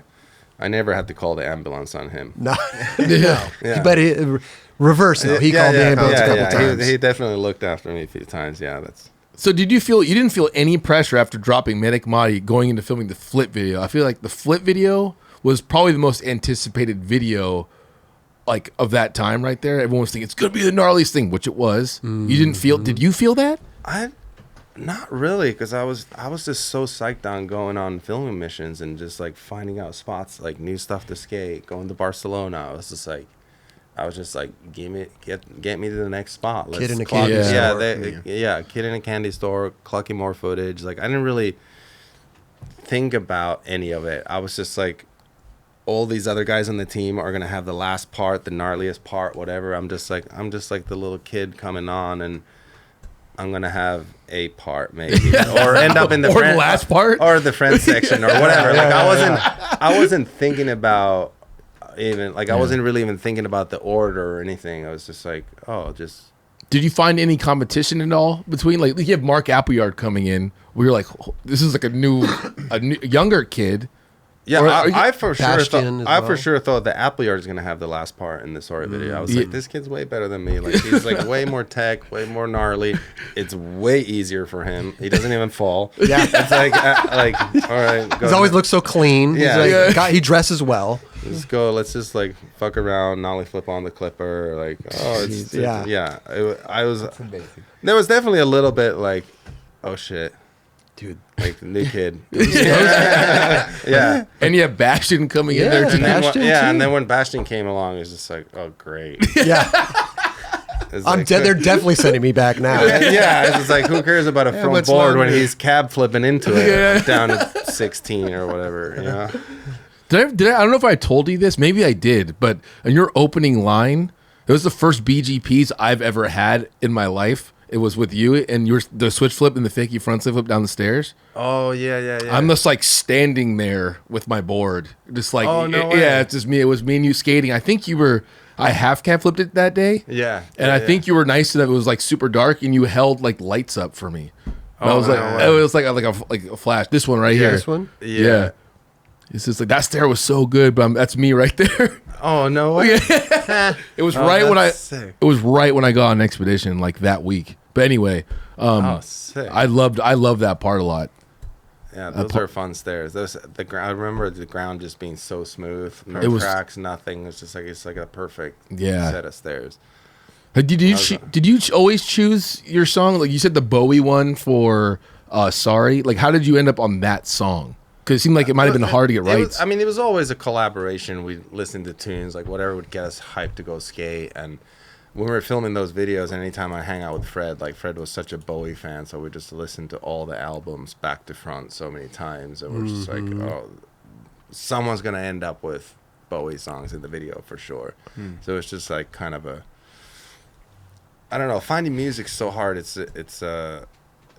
But it kind of goes with the filming missions and everything, what you're listening to, what the vibe is, what type of skating it is, and everything. This song kind of finds its way. And then the last is like, can you get the rights? Right. You know what I mean? And that's then you're the tough like, part. Love that song. For you? No. It's like, okay. All right, next. How did you get the Bowie one then? That's when it gets hard. To this day, I have no idea how I got the Bowie one. But I think they spent more probably on the music rights than we spent on all the filming trips put together. Wow. I think they definitely went big on the music on that video. Well, it was a big video, and music's important, man. Music's literally half the video. For sure. Yeah. And that's it. Yeah, you want to have a healthy budget for good music, because you can make or break a video. It doesn't matter how great the skating is. If the music's not good, it's no one's gonna care. It's bad. It's like weird. 1000%. You put all this effort into it. You just like broke your body for this video part. You worked for a year or two. And you have the Benny Hill theme song playing. Yeah, and it's not not gonna do it. It's not gonna do it. Sorry. That's pretty good. Have you seen Arto's new part? Yeah. It's crazy. It's so bad. It's so shit bad. ever, dude. He used the Benny Hill theme song. It's crazy. I don't know why. It's the only thing they could afford. Yeah. Let's go back to, because you were just saying like your career was like this 3 or 4 years, but it extended way longer than that. Maybe saying the glory days were those, because like you went from Flip, you went over to Alien, and you filmed Minefield there. So we were still doing stuff, up until throughout the 2000s, Yeah. But you feel like that those 3 or 4 years were the capital THEE years. Well, I'll put it this way. Menikmati and Sorry were filmed in 2 years simultaneously. Yeah. The Alien part took me like 7 years to film. From when did the Alien come out? 2008? 2008 and 2009. 2009, yeah. Yeah, so from 2002, 2003. Because we finished filming 2001. The Sorry came out. Filmed a couple of clips for Really Sorry. I maybe stacked a few clips, but it's like, so from basically 2002 to 2009 was filming for Alien. Because there was a lot of flip boards and Alien boards in that part. It was kind of a mixture. You can tell what's old and what's saved, because it's all like flip boards, and then it switches on to Alien. So a lot of I think I filmed a bunch of stuff with like the last 6 months. So there's like super old footage, and then I kind of just went ham the last 6 months. I only got on 6 months before the video came out. Yeah, because I was going to say, like, because Shane Cross passed away in 2007, and that was a big deciding factor for you to like leave Flip, right? And like just wanting to kind of do your own thing. Well, I don't know if it was... You played a part in it, maybe. Yeah. Rest in peace. Yeah, I know. Brother. Yeah, man. No, I mean, I don't... It was just a culmination of things. So many things happened during that time. Obviously, Shane passing. There's just like so many things that just kind of... People kind of just started going separate ways, and the whole vibe started breaking. And it wasn't... Like, in my head, I had the Sorry days in my head. Like, Fred, filming, this is the team... We're in the van. We're all filming together. Like it was such a tight core group that it just seems like it all imploded, and some gnarly stuff went down, and it was super bizarre to deal with, And I started skating with Dylan a lot. I started obviously writing for Analog and Gravis. Like I was hanging out with that crew and the whole thing, and Dylan Reeder. And Greg Hunt filming us for Gravis and Analog and stuff, and he was like working on the Alien stuff, and it just kind of it was one of those things. It was like, well, I'm here now. This is kind of my crew now. This is what I'm doing. Sure. And obviously, like I always loved Greg's filmmaking. I think he's like one of the best filmmakers in skateboarding. Right. Definitely. And I was like, I kind of had a feeling it was like, this might be my last part. The Minefield. Yeah. So I was like, but you only filmed for that for 6 months, you said, because you got on. Yeah. Okay. Right. I filmed for it for 7 years and 6 months. Well, on Alien. Yeah. The last 6 months. Yeah, on right. Alien. But yeah, sometimes there's the Alien part with flip boards. Sure. Yeah. But sometimes that's just how it works out, though, in skateboarding. You do find new crews to skate with. Sometimes the teams get kind of fractured. And as teams grow up as well, everybody finds maybe their own interests and their own hobbies, or they move here, they're doing this. So it's not like the glory days, right? Yeah. And it kind of, it's sad. You kind of have to keep evolving and just like find your flow and find your things. And I feel like I've always just kind of went with that vibe, whether it's photography or skateboarding or whatever. I just kind of just go with the vibe. Yeah. You know, for do sure. what you love and go with it. But And everything will work itself out. yeah, Yeah. at least you know, like you're doing something you love, and if it doesn't work out, at least you know you went for it. Gave You it know a what I mean? shot. Yeah, you gave it a shot. It's just like, well, I feel like Alien didn't work out. Yeah, I feel like Alien Workshop was kind of going through that as well when you showed up. oh yeah, I got on, and then I feel like a bunch of people started. Well, people didn't leave yet. Yeah, but they were starting to. You could tell if people were. Like it was one of those things which I feel like happens a lot. Company does a great skateboard video, it comes out, and after that it just implodes. Yeah. It's just like they don't even get to reap the benefits of it. It's I like, know, hey, right? You put 5 years into this video, and now it's great, it's done, and the marketing's done. It's like, okay, product to sell, this and that, and everyone just quits. It's like, we're over it. Yeah. It seems like No, it's a completely true. Yeah. Completely true. The big videos, that happens a lot. I mean, it's such a. I mean, what it takes 60 days, 90 days to maybe film a blockbuster Hollywood movie that's multi-billion-dollar budget. Oh, you want to film a skate video? Budget's $50,000. It's gonna take 5 years. 5 years. And your body, it's gonna eat your body alive while you're doing it. You know what I mean? For sure. Oh, For it's sure. so true. I think a lot of people too. I guess it's stressful if you start thinking about it. I think what happens as well is like a lot more opportunities come up for these people too when they come out with a banging part. Yeah. There's other opportunities out there that pop up as well, I think. Yeah, too. yeah, for sure. Skateboarding. It's funny. It's interesting, man. It's How- interesting. Real funny. But yeah, How was it like leaving? What was the scenario of leaving Flip for Alien? I was super hyped because it just kind of gave me, I feel like it just kind of gave me a fresh boost, fresh start, fresh crew. Like it was just like, okay, keep moving forward. I was super excited about that. But I just had this like weird feeling in the back of my mind. It's just like, it just didn't feel all the way right. Yeah. I wasn't able to let go of Flip. It was just like, I grew up with these guys. They brought me up. And I guess I'm like loyal to a certain extent. It's just like, I just had this weird nagging feeling. I'm like, okay, I'm doing what I love. I'm doing this for myself, but I'm not really thinking about others. And I feel like I just never really was able to let go of Flip completely. Yeah. It was just like, okay, these are my new friends. These are my new friends. Yeah. But this is my family. Yeah, right. And that's what eventually, like, after the video was done and all that, and Alien kind of started having trouble too, and I might have been the first one jump shit back, and then Heath retired. Maybe Heath retired first, and then everyone just kind of quit and went and did their own thing too. So, but I didn't really know at the time that was happening. I just.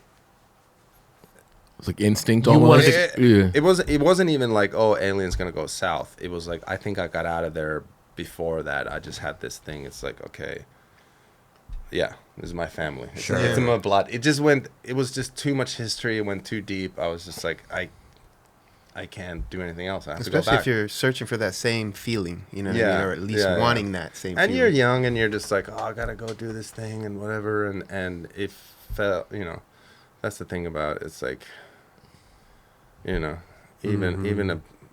whether it's a good or a bad decision, at the time they both feel the same. Right. You know what I mean? You don't really realize until later that. Yeah. I think you fit well on there. I do think that it was like, I mean, I just know you as Flip. You know? Yeah. And then so when you went back to Flip, it was like, oh, this makes the most sense in the world that you're back. Yeah. Because it wasn't even that long, right, that you were gone from Flip. And I thought for sure it was just like, okay, well, once you shut that door shut. It's done. Like I was never. Will they even have me back? Yeah. I never expected them to be like, hey, come back. Like, but I was like, that's why I never even brought it up really, because it was like I didn't think that was an option. You know, I was just like, well.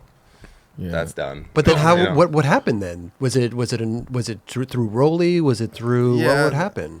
Yeah, I mean I had kept a good relationship with those guys and Deacon and Jeremy. Sure. And so they're like my fathers, you know. So it's just like, we might have lost touch a little bit there, but it was always like, you know, like you said, family, man. yeah, it's family, but it was like this unspoken thing, and I would never even, like, out of respect, I wouldn't even suggest, like, hey, take me back, you know. I think it came from them. It's like, hey, do you want to get back on or what? What's going on over there? Because then at that time, maybe they noticed that something's happening with Alien or industry or whatever. Sure. They're just It's a small industry. Yeah.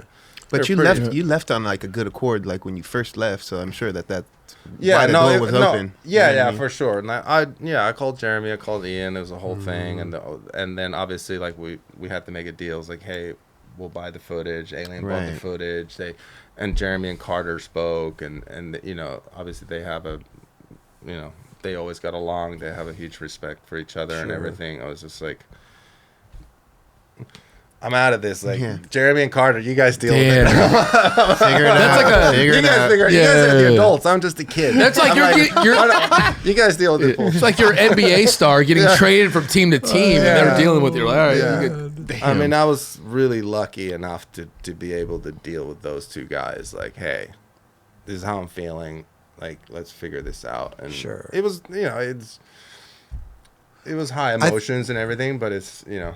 I think when everybody respects each other, it's a lot easier to kind of communicate and figure it all out. I mean, it couldn't gotten ugly. I mean, especially when those two owners are like talking to each other, because like usually that doesn't happen. Yeah, that doesn't happen. No, not for sure. Yeah. Right. But I was like, okay, if I'm gonna do this, what is the most correct way to go about it? You know what I mean? That's a stand-up way for sure. It's like, hey, Flip's got stock. There's like, hey, we need to get rid of X amount of boards. There's back end stuff that goes to it. It's like, you can't just fucking quit and put on the, new board the next day. I was like, hey, so there was this whole period of like, those guys knew what was gonna go down. So it's just like, okay, clear the stock, sell the boards, get this, get that out. So it's just like, I was just trying to make it as easy as possible. I don't think a lot of people realize that too. There's a lot of the back end stuff that if you respect each other, you want them to be able to like not be stuck with for sure a bunch of your product. You know? Yeah. On top of everything, I don't want to be like, here's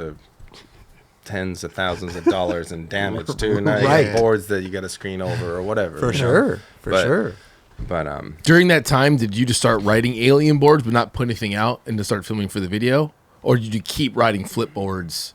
No, I basically got on Alien and signed the contract and went to Europe and had a knee surgery.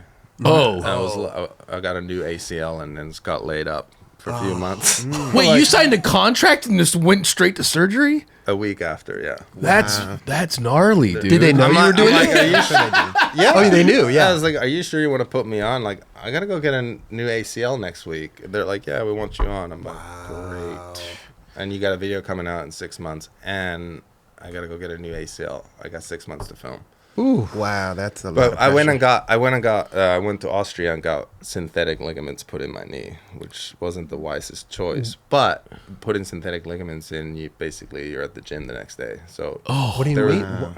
Like just robotic shit or what? Yeah. It just looks like a shoelace basically. Why is it not the best decision though?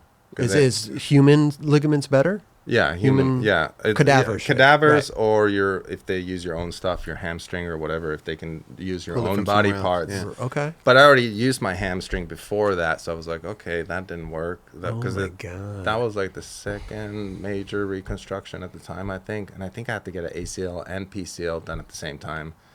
So it's like, how many have you had? I'm like, I'm running out of hamstring. And I don't know if I want a cadaver, because it's the recovery time's about a year, and I was like, new contract, you got 6 months to film. I'm like, give me the synthetic stuff. I'll be at the gym next week, and then so I rehabbed it for like 2 months, month and a half, 2 months, and back out on the streets. Yeah, damn, that's crazy. You've had about like six. Where are the kink rails? You've had about like 6 injuries, right? 6 knee. Yeah, six surgeries, about 3 reconstructions, and like 3 cleanups. Wow. You also had a heart issue too, right? Early on. Yeah. You couldn't. They didn't want you to drink or smoke or do anything that would trigger your heart. Then I never did. Then you didn't. Yeah. I was going to ask you, do you still owe Templeton $300? Because he bet you. I do owe him. I owe Tempster money. I don't know if I have time to drive down to Orange County. Okay. Maybe next trip. Because he bet you that you would start drinking and smoking after the heart surgery, and he won the bet. I hate when he's right. But was that a thing? How did you find out that you had that early on, the heart condition, that you needed surgery? I would be skating or whatever, and my heart rate would just get irregular beats, and you just get really out of breath, and all of a sudden you're like cold sweats, and you're just like, the only thing you can do is just lay flat on the floor and just hope it goes away. Okay. Man. It's the kind of it's a irregular AFib.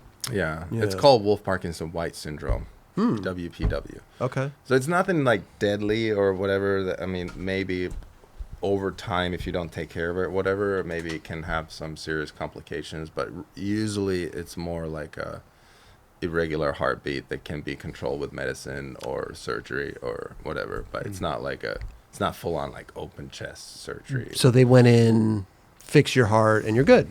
Yeah, That's it. yeah. Chilling. And then you started drinking and smoking. Yeah, it's like party on. It's Party on, yeah. It's like, how many miles can I put on this ticker now? It's like, let's go. Yeah, not the smartest choice, but No, but listen, we're all human. yeah, there's a few fun moments for sure. For sure, definitely. But yeah, no, I was in States for the first year. I was on meds, and then it kind of started getting gradually worse and worse. But Finland, socialized medicine, this, that. I was on a waiting list for over a year, and then it kind of just ended up being a summer trip to Finland, and they planned a tour, America tour. I think McCrank came, Ed was there, and we did this, like, I went halfway through Finland with them on tour, and then I'm like, okay, last demo, I got to go to Helsinki, get a heart surgery. And they're like, okay, we'll finish up the tour, we'll see you there. And that's where that photo, that Ed shot of me on the bed with all the stuff on. Sure. They finished the tour, and I had my surgery, and then they came to visit me in the hospital, and I was just coming out of it, and the nurse was like, no, you can't come in here, whatever. It's like, don't make him stand up, don't make him do anything. Of course, I'm trying to get up, give him a high five, whatever. And next thing you know, there's blood everywhere. Oh my nurse God. comes freaking, because I still had all the cuts in my groin and my neck, like they're all kind of fresh. So it's just like, Oh, No. the visit was real short. Ed basically walked in, shot the picture, and it was just all of a sudden I'm bleeding everyone. Nurse kicked everyone out. It was like, you guys are done. Gee. Wow. Well, at least they were able to see you. You know. Yeah. No, it was such a nice thing to be. Yeah, for them to come visit and see me for sure. that's awesome, man. Yeah, and you got your heart fixed. You're good. Yeah, Yeah. it was good. Yeah, That's it's been good beautiful. since, yeah. Can we take it back a little bit? Because we kind of brushed over SOTY real quick, and SOTY is a big, it's huge for a skater to get Skater of the Year, Thrasher. How was it, when they told you that, when you're getting that award? I mean, Yeah, they surprised you? Or? Yeah, how did this come about? I don't even know. Obviously, you're coming off of the two major video parts, Menikmati and Saari. Yeah, it might have been like a month or two. It was like pretty close to the party when I forget now how it happened. I just remember it being like, this is not even real. It's like, what does this mean? Like, this is not, no way. Like, what are you guys? Is this a joke? You know what I mean? Yeah. I couldn't even comprehend at the time what that meant, and I really know how to take it. I mean, you had been in the States, 5 years pretty much. You came in through 98-ish. 98 and 2001. And then now 2001. 2 years. Jeez. Yeah. And And now you're announced Skater it, of the so Year. Yeah. That it was is- like 2 years. It went, yeah. That's mental. It all happened with, like, every month was like something crazy. A new sponsor, new this, new that, new spot, new. Yeah, it was like the first 2 years was. So wait, you were like 19 or 20 at that time? Yeah. Back then, were you even like striving for something like that? Like the Skater of the Year thing. Now it's like this thing that everyone tries to go for. Back then, were you trying to? I doubt it. I mean, I didn't even think that it was even on the radar. Yeah. Even possible. I was like, hey, Tony Hawk's, Danny Ways. You look at the list of people. I'm like, I'm not one of those people. Yeah. I mean, you know what I mean? Like, those are the legends. Those are the guys. Like, Yeah. Rowley got it the year before. And I was like, I didn't think I was up there, you know? Totally. Well, you definitely I try not to, I don't think I even thought about it. I mean, The it's hard video to parts judge came out when yourself. people started talking. Yeah, it's hard to like, until you see the video and you see people's reaction, and maybe in a few years after that, you kind of start seeing like what that did. Like when you're in the moment and doing it and whatever, you're just like, you don't really understand. Yeah. It's hard to comprehend what it does, you know? Right. You kind of have a little bit of an idea, but not like full understanding what it It's means. true. Yeah. I think a lot of people that say, I mean, I can even with Girl and Chocolate and filming for Yeah Right and these videos, like you're kind of just going out skating. Yeah. And they're making this video, you know, it's kind of, I mean, you're on this like prestige company, Right. but you don't know that years later or whatever, that it's still talked about and still this monumental thing, you know? Yeah, no, there's a couple of those videos that those companies put out that are like fully stand the test of time still, you know? 100%. Definitely. Yeah. And those videos you were in, I think, are on that list. Probably, High up there on no that doubt. list. Yeah. Stand test of time for sure. No, I'm glad we got to do what we did when we did. Yeah. It's a... Yeah. Did you ever have like an agent at that point? No, I didn't have an agent for skating until later. Like more in like the 2012s and 13s and onwards. Like I never had to. Deacon and Jeremy took care of me. Okay, I was gonna say they were the OG Darkmen. Like they were like they. I mean that's where that term comes from. Is basically like I think Greco and Ali and those guys start calling Ian the Darkman. Right. Because there was always shit going on behind the scenes or this or that, and it was just like that's where it came from. Were they doing your deals for you then, pretty much? Yeah. Yeah, they did everything. What was that like being a kid? And then you started getting these big sponsors. I'm sure a lot of money started coming in. What did that feel like? Were you kind of overwhelmed? Because at that point you're making no money straight to the big leagues. Yeah. No, it went from like sharing an apartment, making $500 from America, like just barely scraping by, to like, all right, now you're buying a house next year. Yeah. It's like, you're like, Whoops. oh. So when when you're a little 19 to 20-year-old kid, and someone comes up to you, is like, here's a new sticker, and a 6-figure salary to go with it. What are you gonna do?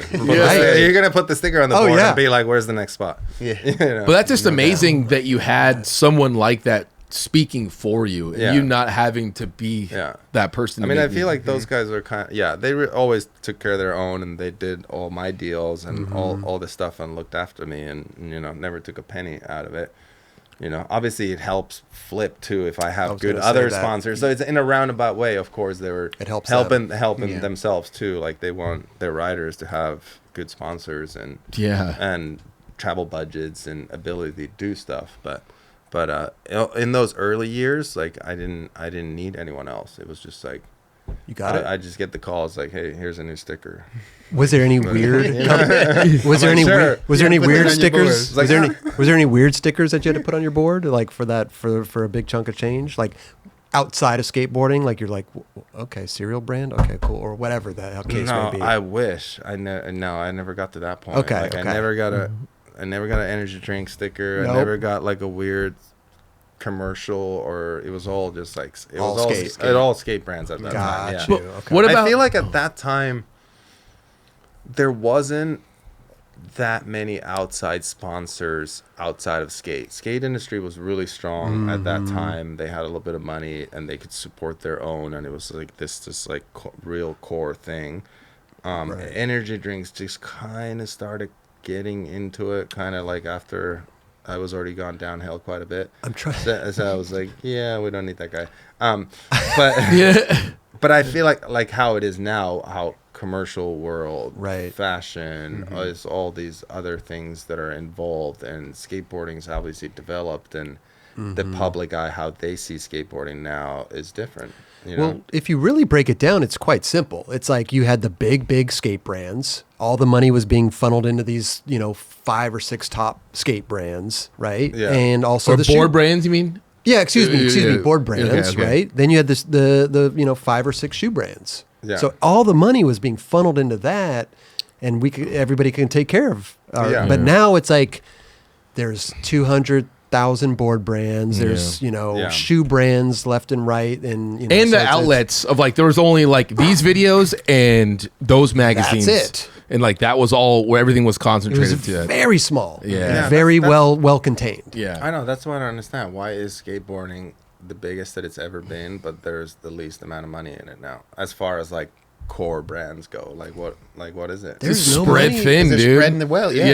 there's It's so many just board so- brands. yeah, it's they're just so spread spread thin. out. Yeah. Because all the money now is just being dispersed into 400 board brands. Yeah. You know, Or just like And- individual people. Like people have their own like channels that they can make money off of, right? Like YouTube and even the social media stuff. But I think that's where they have to, though. Unless because the bigger non-endemic brands are the ones with the money that are coming in. The Red Bulls, the Monsters, all those companies that have, that aren't skateboarding, they have all the money. You don't think it's just too many pro skaters that made a video part and said, "Fuck it, I'm gonna start my own brand." That's and it. then- I mean, and that then- happens too. and then- That and then happens 3 too. months later, it's gone. Yeah. And you're like, But I also, Yeah, exactly. But to your point, though, I think that a lot of those companies a lot of those pros are well deserved to have their own company. You know what I mean? no, for sure. I think a lot of people start Oh. skate companies who really, you know what I mean? Like Rick Howard and Mike Carroll, like, yes, they should start their own brand. Of they course. Should,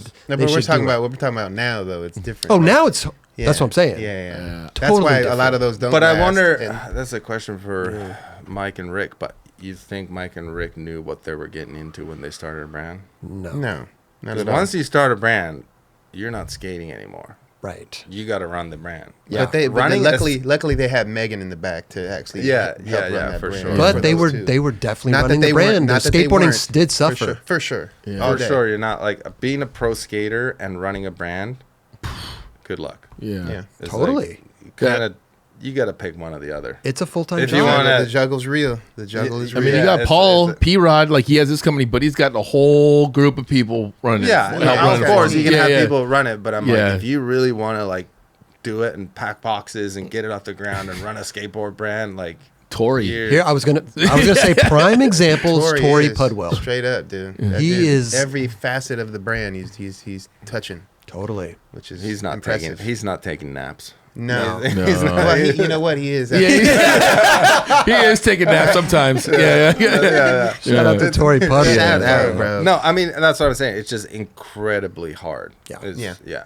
To be a pro skater and run a brand, it's like you're taking a lot on your plate. That was just one. Like, there's no other that we can say that's like working it like that. Where No. again, packing boxes. Right. I can't name. I mean, one. obviously, I mean, it's always kind of a dream. Like, it'd be sick to have my own company and do the work for myself and do all this thing. Like, the idea is great, obviously, but it's skateboard business is tough. Did you want that? Did it ever come to you like, hey, Arto, we can have somebody, let's start a company together? Or like, did those opportunities present themselves?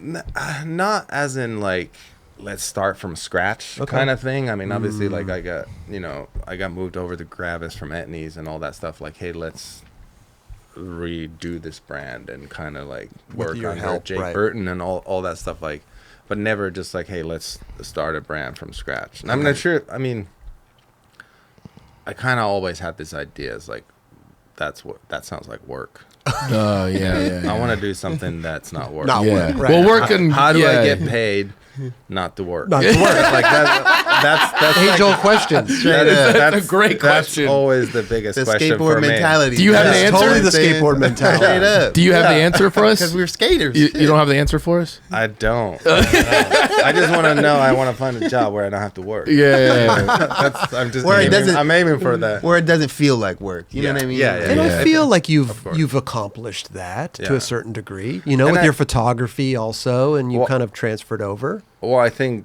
my saving grace of not starting my own company is that I started doing photography. I think that took my interest and my energy and everything. Is like, hey, I want to make pictures. Because you went all in Yeah. on your Yeah, photography. yeah, You didn't I just went like all- buy a little disposable camera. No, You were I bought every camera under the sun that I could get my hands on within the first few years. Yeah, I had no idea how to use them. It was like, how do you turn this on? Like, how do you load the film? Like what? And can we talk about this really quickly? Because I think when you get to that point in your career where you have 6 knee surgeries, because the photography kind of came from you being injured, if I'm not mistaken, right? You kind of picked up a camera because you were injured to a certain degree. I picked up a camera every time I got injured, but photography and filming was obviously introduced to me very early on. You guys would film each other, and you and Geoff Rowley. Yeah, and one of the first times I got introduced to photography was my 7th grade teacher, art teacher. And she would just, once the photography class came along and she saw this group of skaters, what we're doing, shooting each other, making pictures, making darkroom prints, doing all that stuff. For the rest of the year, she didn't give us any other assignments. She was just like, hey, take this camera, get out of class, go skate. Wow. We're like, oh, yeah. Best teacher you ever That's had. amazing. This doesn't sound like work. Yeah. We're in. Yeah. We're in. Here's my homework. It's a photo of Alex Mole. Yeah. So I got blessed by this really special art teacher early on. That's and right. that was like the crash course into black and white and shooting analog and all that stuff. And obviously it already started with my homies. We'd make little VHS to VHS skate videos and filming and photos and whatever. And now we got school darkroom to deal with and whatever. But obviously I went in so heavy into skating that I didn't even think about that for a few years until I started traveling a lot for skateboarding and filming for SOTY. And Geoff would always have cameras. We're like, okay, let's get a VX. Let's get a VX 2000. Like, okay, we gotta have a couple of backup cameras. We're like, okay, we got a filmer, but we got 2 set up locked off angles. So we were really filming a lot ourselves too, like all the double angles and everything. Like, I love that. and then that hobby just got more and more excessive. Every time a new sticker comes on the board, I'm like, okay, there's 10 new cameras. I need to get and all of a sudden it's like, oh, my back's so heavy, my back hurts, I can't even skate. That's just lugging all this camera gear around the world. But so yeah, I developed a real excessive camera hobby early on, and shooting pictures and filming and all that stuff. And I kind of did that simultaneously with skating all the way from 2000 to 2013. When I really got into it, we're on that filming trip in Miami for SOTY. We're filming a lot at night because it was so hot. And Skin Phillips was with us, and I bought a FM2 Nikon off of him with a little zoom lens and thing. And he gave me a little cheat sheet of how to shoot black and white. I wish I still had that piece of paper. That'd be so cool. I'm sure he could still make. From back then, right? Yeah, back then he just okay, push the film. This 500 shutter speeds, freezes action, this. He just gave me little pointers on this thing that I carried around for months and trying to figure out how to shoot again. So that must have been 2000 or something. So that was the second teacher was kind of Skin that came in. I got that camera and started messing around, and awesome. And it just kind of grew from there. So it was very a natural progression towards. Yeah, I was always interested in making, but it really video and shooting skateboarding was my first interest to doing anything capturing visuals. It was you want to film each other doing tricks. You know what I mean? I think that's why so many skaters everyone kind of knows how to operate a camera somewhat. Sure. Get this trick. You got to get the clip. Right. Yeah.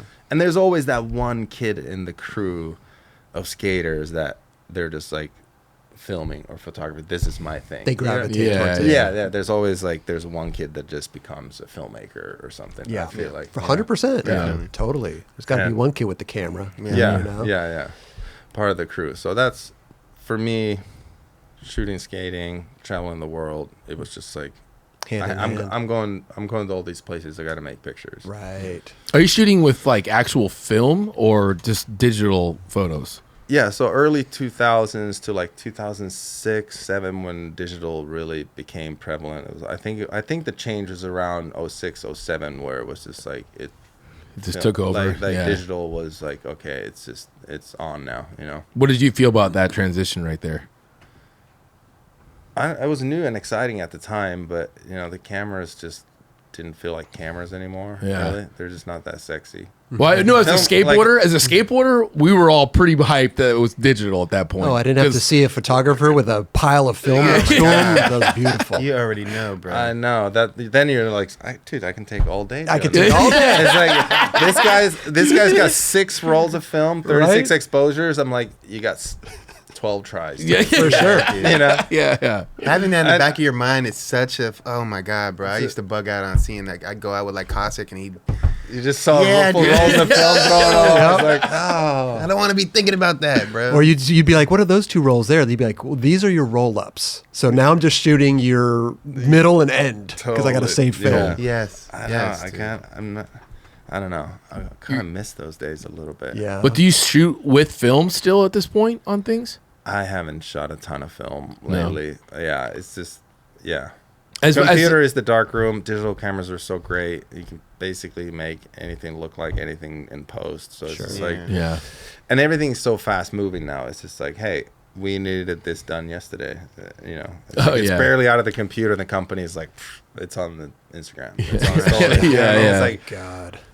I mean, sure, there's a few core lords there that are like, hey, let's shoot film, let's do that. But it's most companies, commercial work, it's like no one has the time for it. And it's more expensive now. Right. You know? Yeah. I mean, it's sick. I love film. I love the old cameras.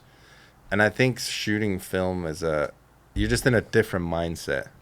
I think to me, shooting film, the biggest difference between film and digital is how you operate the camera. It's not so much, I mean, the end result is important too, but I feel like you could almost make anything look like anything in post. So it's like, Well, that's the thing, though, But is right? that cheating? Yeah. it's not cheating, but I'm just saying that the biggest difference is when you operate a film camera, it really makes you think what you shoot, and you really have to like dial your settings in, and you're in a different mindset of shooting because you know that you either have 36 exposures or 12 exposures on medium format 6x6 or whatever. When you shoot in digital, you just know that you have 20,000 pictures on this card that you can just kind of shooting film forces you into a different mindset, which is maybe the more real approach to photography. You actually think what you're shooting.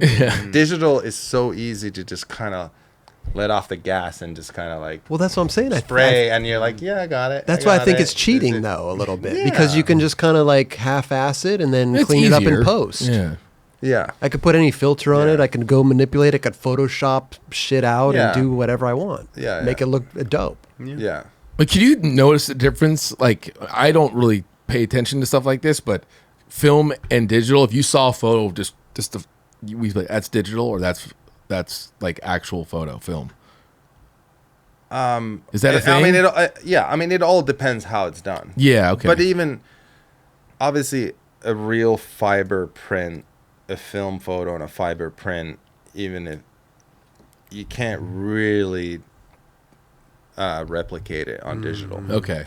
Yeah. But even like if you're shooting a lot of film, yes, you got the look and everything, and then you just go into an inkjet printer and you print it digitally anyway. So it's like at that point, it's just like if you're looking stuff that's shot on It's true. digital film, printed on an inkjet printer, it's gonna be hard to tell the difference. If you have a really good retoucher that knows what they're doing, that knows the tones and the grains and everything, you can, it's gonna be hard. There's a few people that can tell the difference, I'm sure, but what really separates it apart is darkroom prints. Gotcha. Like but then you have to go all the way. If you're shooting film, you might as well do real darkroom prints, fiber prints too. Then you start noticing the difference. But now you're talking like museum quality, handcrafted, like There's still an art there. Yeah, It's there's just an still, art. it still exists. Yeah. with that quality, I don't think you can mess it. Nothing compares to that. For Right. Sure. you know? Right. I love it, But- man. It's so rad that you found another, or I mean, even early on, but you found Yeah. another like passion. Yeah, Yeah. definitely. Because I think we were talking about it earlier, maybe off camera, just about like every skater kind of goes through this like mindset of like, when am I done? Some people get forced into retirement. Some people, milk it, so to speak. And, it's all, he raises his hand. No, dude. No. But I think that it's a, Not at all. He Bro. raised it's his a- hand so You got quick. it. You got No, it. but it's- Whatever, right. I did ride the wave until it disappears. Who cares? You know what I mean? I love Choose that thing all the way to the beach. All day. You know what I mean? You've been living in Hawaii too long, man. But it's every skater's. I'm still riding that thing. Hey, we all are, man. Listen, yeah. Could be just the foam at the end of the wave, but I'm in the it. whitewash. But every skater goes through it. You know, did you have those moments where you're like, dude, like there's a moment coming up here where I'm going to be retired. Was it the knee injuries? Was it just? I don't think there was a day in my career that I didn't think that this is going to be done tomorrow. Seriously. And I think that's probably the biggest like bummer of like not letting go of that thought and just enjoying the ride and just like going with it. Like having that scare and knowing how volatile skateboarding can be and whatever. It's just like, dude, you get hurt, it could be done the next day. You see people getting kicked off for no reason, this, that, and whatever. True. You're just like, if you start looking around you, it's just like, there's nothing there's no guarantees. Yeah. Then you throw an injury on top of that. It's just like, now your mind really starts spinning, you know? It's a hindering thought, bro. Yeah. I think that was probably like, that was kind of weird to deal with. But at the same time, it was also, I think, a bit of a fuel for the fire for me to go ham. I'm like, well, it might be over tomorrow. Yeah. Like I might as well get my licks in right now because Yeah. it's like, it might be done. At least there's a couple more clips, you know. Right. There's That's true. 3 more seconds of screen time. You know, Because my I think career might be a day longer. right? Because I think as a skater too, it's like, man, those injuries can just send you into a weird place too, Yeah. of like all the thoughts and maybe depression and just like, am I ever going to skate again? You know, and it could just be an ankle or this or that or a knee but it's just, man, it's so, because like you said, it is volatile depending on where you're at in your career and who you skate for. Oh yeah, for sure. For sure. No, that's a huge. Oh, the worst. It's the worst. It's the worst. Do you feel like your photography kind of made another way of you to like contribute to skateboarding? Because like I feel like that's people want to get to that age, like you might not be able to skate like that anymore, but I have something else to offer to skateboarding. No, I think it was purely a selfish way of getting back in the van while my knee was half attached and go hang out with the boys. Oh. You know, like it was purely like, I could take photos. Yeah, I got you guys. Like, I'll shoot a photo. I have no idea what I'm doing, but I'll shoot a picture of you. You know? We're going to work this out. We're going to work this out. Yeah. No, I mean, I remember going, I shot from 2000 to 2013 and no one could care. Right. It was just like nothing. I shot, develop, shoebox. Whatever. Right. I mean, there's like, Burnett ran a few of my pictures on Thrasher and just kind of like funny lifestyle things or whatever. But it's like, I shot for 13 years and I barely got any pictures ran anywhere. Really? You know? Yeah. Huh. But then eventually it turned into something. Eventually, well, back to Atiba. Atiba was busy and he was like, hey, there's this Oakley trip coming up. I can't go. Do you want to go and shoot it? So he told Dylan, like, hey, hire this guy to shoot your skate trip. And Hire this guy. yeah. And, Who? And Arto Saari? Never heard of him.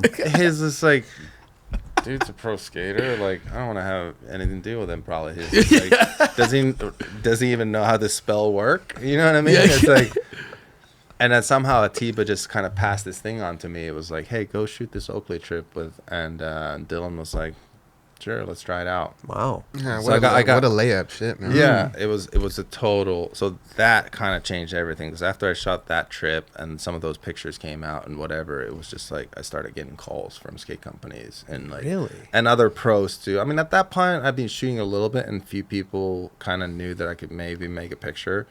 But once those came out, then all of a sudden it like my photo career started. It's pretty interesting because in my mind, no matter where you are, it's like if Arto Saari's taking a skate photo of me, like that is like the most epic thing ever.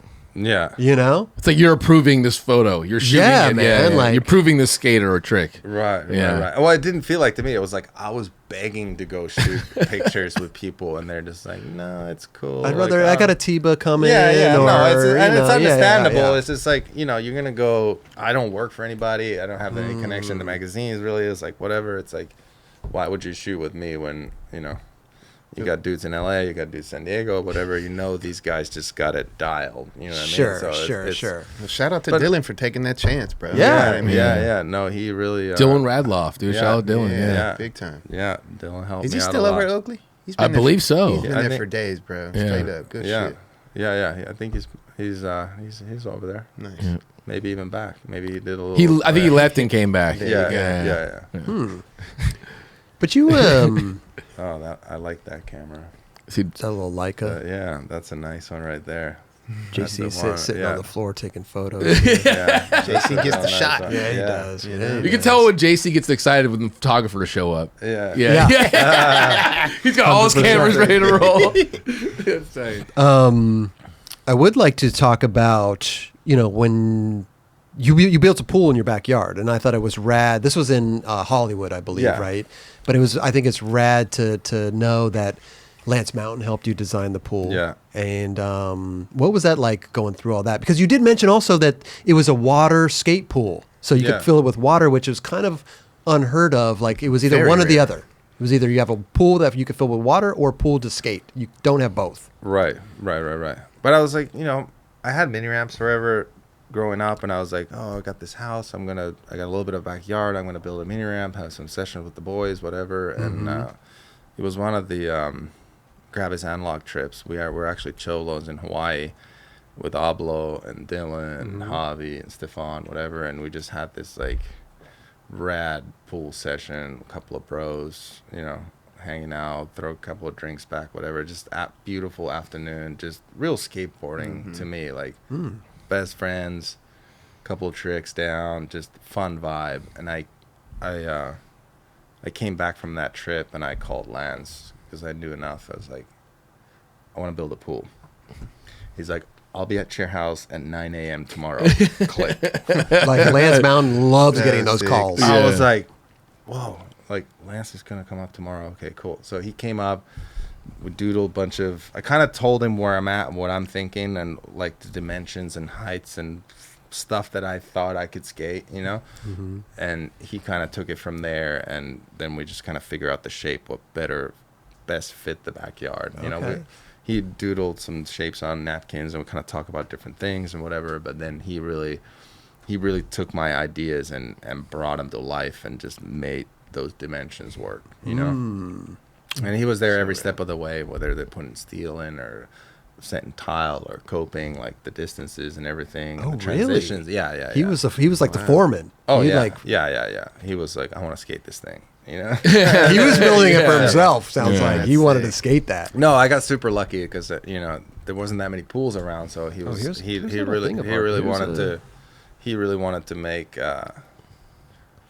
There's a time lapse make sure right it came out good. Right. And at the time, the companies never built a swimmer skater. They only built swimmers or skaters. So when they built this thing, it was actually, they were scratching their heads a little bit. It's like, okay, how do we make a swimmer skater?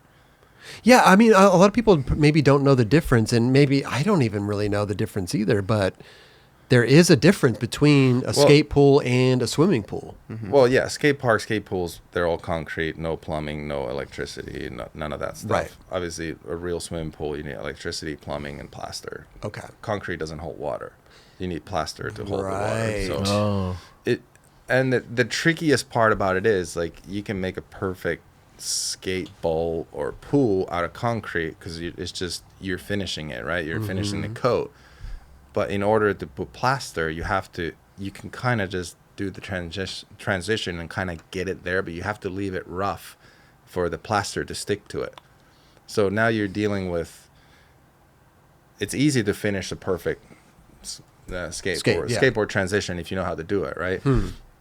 But leaving it rough and then putting plaster on top of that and then trying to make it perfect, that's where you start getting. So that's why no backyard pools ever perfect, because they didn't care about the transition. They just, like, they shotcreted it, kind of scraped it, threw plaster over it. So that's most swim pools are just lumpy, maybe. Yeah, they're lumpy and they just feel a little bit. And sometimes, and some pools are like great and smooth, and they actually took the time to do it. But so there's no problem skating. Tony Farmer, one of the best pool skaters ever to live.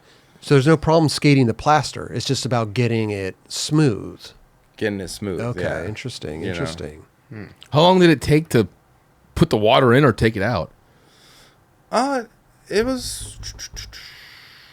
It takes about, depending on what kind of pump. You can empty it in a couple hours, depending how many pumps you throw in there. I think with that little pump, it's about 4 hours, but it takes about a day to fill with a garden hose.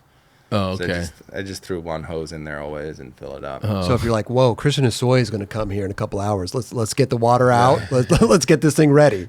That thing actually didn't, there was only a few times that thing actually had water in it. Okay. Yeah. Okay. I mean, I sold it to my wife at the time, like, hey, we're going to build a swimming pool, and she's all excited about it and whatever. And little did she know it's just an empty hole in the backyard for 7 years. She We're a was bunch like, of grown "This is men not came a-" and skated. She's like, this is not a pool. Right. Like, where's the water? And she Yeah. walks out in the backyard, and everybody's just there Yeah. skating it and having a good old time. Yeah. She got a real taste for it. She's like, what is going on over here? That's awesome, though. That's Especially cool. when we were shooting the photo of Lance and Steve Olson in the backyard. With the- And she walks in from after work, and the whole backyard's on fire. And Right. she's like, That's a great photo, by the what are you way. guys doing? Like, yeah. Yeah, maybe we could find that. That's a good photo. We did that like full homie style. Like, Really? yeah, my buddy was on the gas can. My buddy Tate and Lance, they painted the huge backdrop of it. It was just like a. It was them in It the was a collaboration of few skateboarders, just like, hey, let's make this happen. I don't know what we're gonna do with the photo, but it's gonna look cool. Weren't they just wearing do some it. like air? Right. Like it was like an aviation type thing. Yeah, No? Yeah, I remember that photo. Yeah, dogfight. So Yeah. it's a play off of Oh, here we go. yeah This old This is it right here. war pilots. We're gonna get it. Yeah. Oh, hold on. Raj is trying to bring it up. It's on a weird web page. Yeah, we'll just look at it right there. There it is. Oh, Oh, yeah. my gosh. Oh wow. Yeah, that photo almost resulted in divorce. Oh my gosh. Yeah, that is I a think wild she walked photo. in right as we were just lighting it up. Lighting, for like, the sixth what is time. going on? The coping might still be black. Just It is so, man. Yeah. What a great! You guys had really good sessions at that pool. I mean, Yeah, Steve seems like Olson, Hosoi, Cab, like legends Yeah, coming over to straight skate. up. yeah, that was a real fun time. Obviously, I mean, I was street skating forever, and I never skated with these guys at all. Sure. So it was kind of a treat to. I didn't know what I was doing at the time. I was just like, I want to build a pool. Like, okay, let's do it. love And then that. what that world opened up to me of all these old legends coming by and different people, and there's something different about a backyard pool session than anything sure. else, because it's such a condensed space, and it's only usually like maybe 4 to 5 to 6 people, so it's just like this real core kind of group, you know. Intimate. So it's intimate. So it's just there's a certain vibe to it, and I really enjoyed that, and watching like different crews come in and how they interact with each other and what kind of session they have and stuff. It was really cool to experience Yeah. that, and I feel like I got to like dip into Dogtown days a little bit. Like Yes. Scott Oster, you know, coming Oh, by, hell and yeah. the Legends. Olsons, and you know, Oh, like yeah. Tony Alba's, and I mean everyone. I feel like everyone came through there at one point. I still get people that have no idea. It's like, hey, nice to meet you. And he's like, well, dude, I skated your pool. I'm like, oh shit. I'm like, oh, sorry, I don't know. There's so many people that came by, For but sure. I still got people coming up to me. It's like, dude, we had such a sick session. I'm like, That's amazing. who are you? Yeah. I'm like, cool, What? but nice to meet you again. And there's the point in time too where the young kids were skating the pools too. You got the Kern Cables, you got Yeah. all those young kids that were skating the pools Louis too. and Kern Yeah. and Jake and they'd always come by. There was like all these different little crews that would hit me up. It's like, hey, can we have a warm up session? We're gonna go skate this. Like they would just come and cruise around for a bit and then bail and love whatever. that. That's super dope. Yeah, it was really it was a really great time. When you sold, I love that. you sold the house, I'm assuming, right? Yeah. Or like, what is someone that buys that house? What do they do? Fill it up that? with water. Yeah, Be but like, I we got a guess pool in the but- backyard. But maybe it was a skater or something. I don't know. Like, It was no. I was like, hey, let's fill this thing up. Let's not mention anything about skating. This is the swimming pool, Right. Whatever. And the realtor I hired, she's like, who's Steve Olson? Oh, Tell me more. Like, this sounds radical. I'm Right. like, She wanted to hear she wanted more. to know history. yeah. So she was all about it. She's like, what you guys do here? And then she sees some of the pictures. It's like, no, this is the sales pitch. It's like, No way. She used it as a sales pitch. totally. And She it was worked. like, yeah. I mean, the house sold. So. it's sold, but I don't know how much it worked. But we only got one offer on it, and Okay. she took it, and she was really enamored with all the stories. That's amazing. She absolutely loved it. Huh. It was Wow. we had one taker on it, and she went for it. I mean, that's all. And you she need loved at the end of story, so I day. mean, I guess it worked. Maybe. Yeah. Yeah. But it was yeah, it's still there. I love that. That's rad. That's cool, man. Who's got a pool pump? Yeah, let's go break in. Let's go Dubs, break you got Did one. Did Salba, That's not the same. It did doesn't keep it off Salba your- came by? Yeah. Salva's come by a few times. Like, yeah, I love think that. I think more or less Everybody. Yeah, everyone came through at one point. I think. Yeah, over the years. It was like from 2010 to 2017. Okay. was the pool. It's a yeah. good. Amazing. That's a good span. Yeah. Yeah. Jay Adams, Wow, everyone. you Yeah, had- there's just like You it had a was- lot of heads come through. Yeah. Did you skate a bunch personally? Yep. Yeah. Yeah, my crew was like, and during that time, like I wouldn't really necessarily skate with the kids much. I was like, it was the older cats. Like that became my skate crew. Like Oh, sick. Osters, Lance, Olson. You know, like that was like my crew. You know, Yeah. Charno, Buddy down the street. You know, Six There guys, and Did you ever catch anyone skating while you weren't home? Salba. I I can see Salba back there. Like, hey, fuck it. no, I think I never caught anyone skating there, but my wife did. Guess the board brand. Guess the board brand. Yeah. It's very on Anti-hero? Okay. brand. Very on brand. Wow. I think the anti-hero guys that ever barged it. That's amazing. Wow, they just pulled up and just Yeah. had a little sesh. Yeah. I love Hello, it. Mrs. Sorry. But a little, I was out of town. But Okay. little did they know my wife was pregnant at the time, and she was just like getting up in the morning. It was like 9 in the morning or something. She hears the skating, and that was when the pool was new. I was like, hey, if anyone skates it, you get him out of here, whatever. And then, I think there's a little bit of a miscommunication how Okay. it happened, but you know, we don't need to let the truth get in the way of a good story. You know.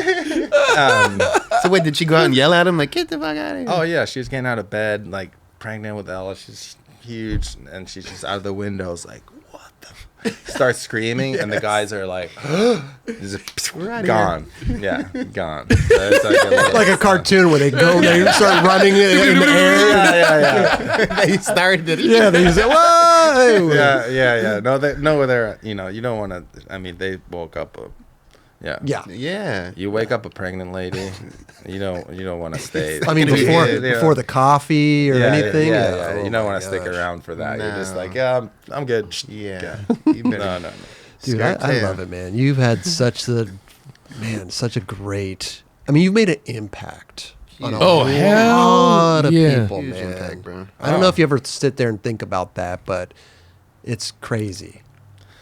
Not really. I mean, it's hard to.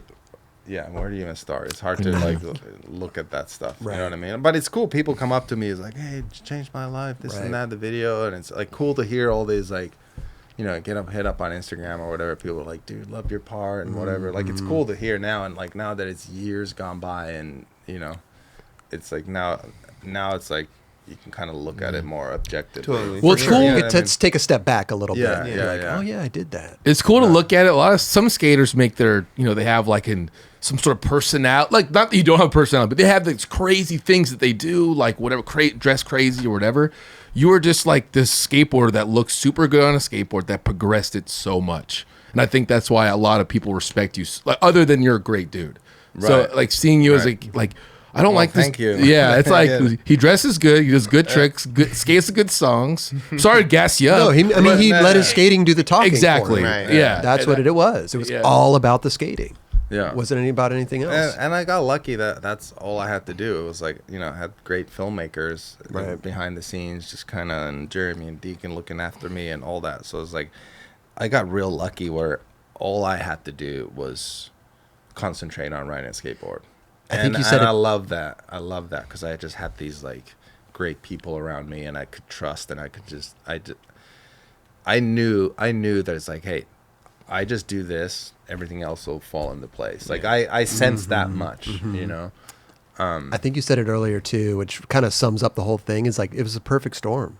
Yeah. Perfect storm. Everybody that was there, the timing, everything, man. Yeah. It's all got to line up. And that was kind of a magical era in skateboarding before social media, before this, that, and companies still had money. And it's just like all this stuff came together, you know. Yeah. So true. We got a VHS tape out of it. A yellow VHS tape. Yellow VHS tape. That's right. Yeah. And we were going to talk about too, because you guys are just coming out with a new Arto Saari, kind of a hybrid S shoe. That's dropping soon or already dropped? It dropped. It dropped already? It's gone. Yeah. So did it sell out, or what are we doing? Yeah, what are we talking about here? Let's look at this thing. Yeah, this thing. It's a hybrid. Rad. Yeah. It's a hybrid of kind of a couple shoes, right? Your shoe and the Excel. and the Excel. Yeah. The first Arto shoe. Well, you know, like late 90s, early 2000s, like the shoes were massive. Yes. Right. A little bit. So I had an airbag on the original one. The sole was bigger. All this stuff. I was like, you know what? Let's just put on Excel sole just to make it a little smaller. But looks like it didn't get any smaller. I mean, this tongue is really. I mean, I'm gonna take a nap on that thing later. This is straight up as a pillow too. Yeah. You know, it's so funny to look at shoes now. It's just, you know. Is rad. I mean, This I is like rad, it. yeah. Oh yeah. This is super rad. Oh, you got the insole has a bunch of photographs on it. And I think that's the. No. Is this the Finland flag? Yeah, the Finnish flag. Yes. Yeah, right there. Yeah, there's some S clips. No, but yeah, I wasn't like super sold on the just bringing the old shoe back and this that. And we had this discussion and we were talking about it and everything. And I was just like, dude, all I wanted ever to skate was Excel sole. Really? It just worked. I love the Excel sole. You skated that shoe a lot in your video I parts. skated that shoe a lot, and then, you know, even when I went to Etnies, is the first thing I said is just like, give me an Excel sole. Oh wow. You know, they're like, well, we can't give you the same sole, but you know, Something like, close, Yeah, something fine. similar. Go, Raj. Like- Let's pull up a Arto shoe though. I was trying to make a Etnies shoe with an S sole. Yeah. So.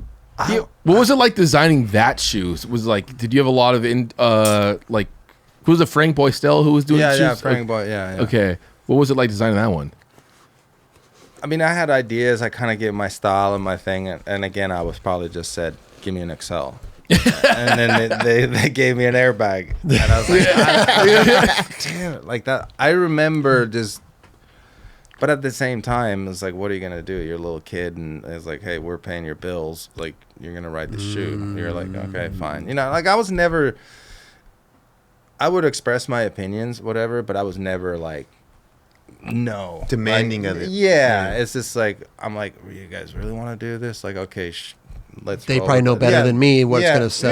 Yeah, roll with the Yeah. punches and whatever. And it's like, you're not going to get everything through. And I'm not a shoe designer, so I'm not like, I can't draw you a shoe from start to finish.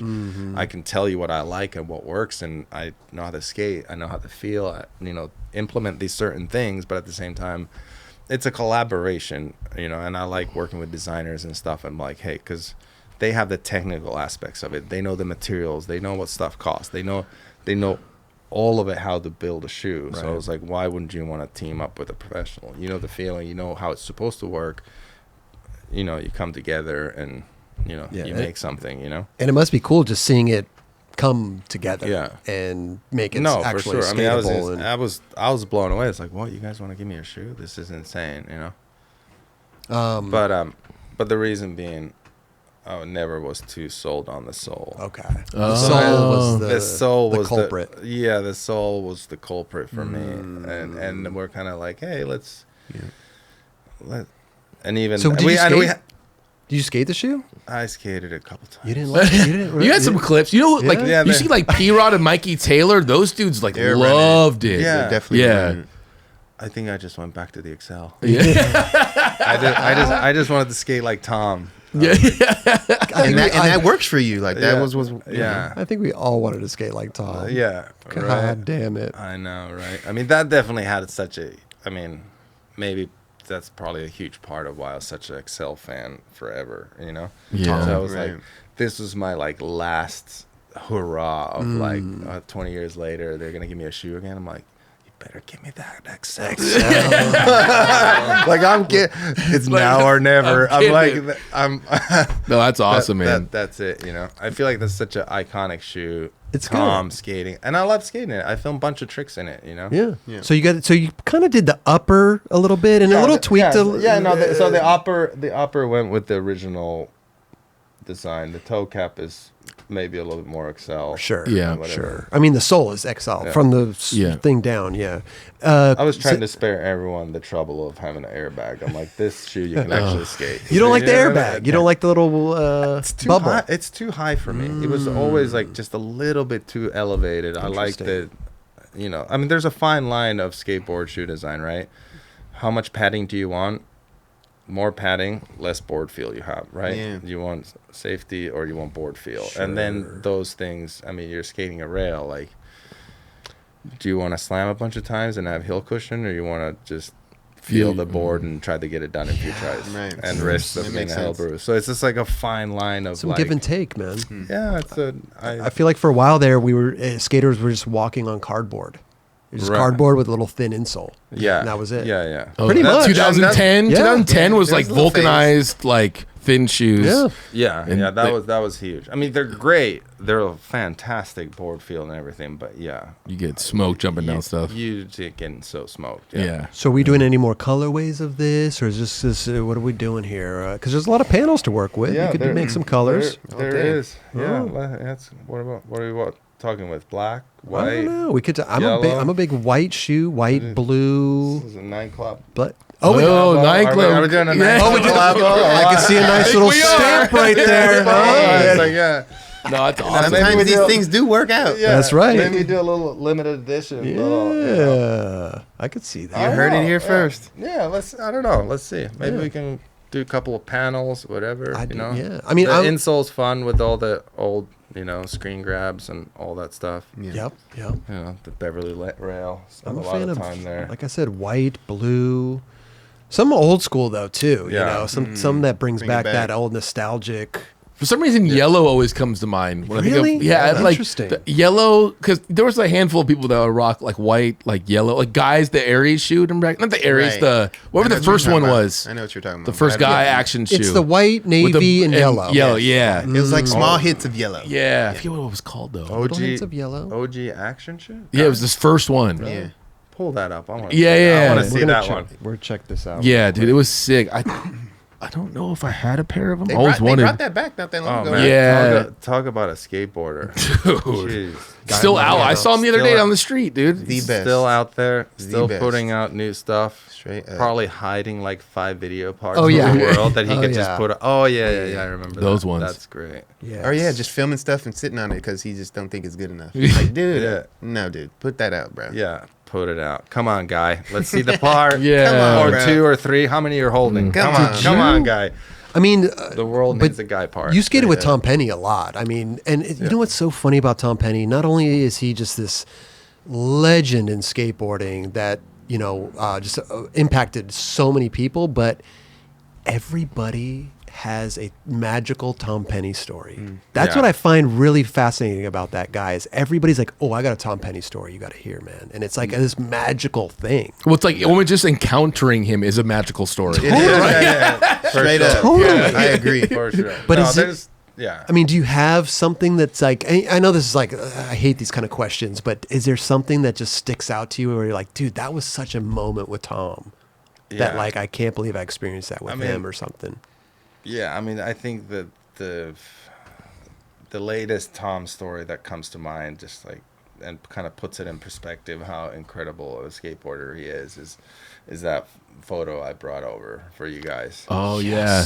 Yeah, Is that online anywhere, by the way? Can we see? So, I mean, we can break it out again and show the people. Is it, it's not online? Break it out. Maybe. Okay. Oh, Will you hand it to me? Not in black and white. Not in black and white. It might be in color somewhere. This is because this is a great story. It really Yeah. is, bro.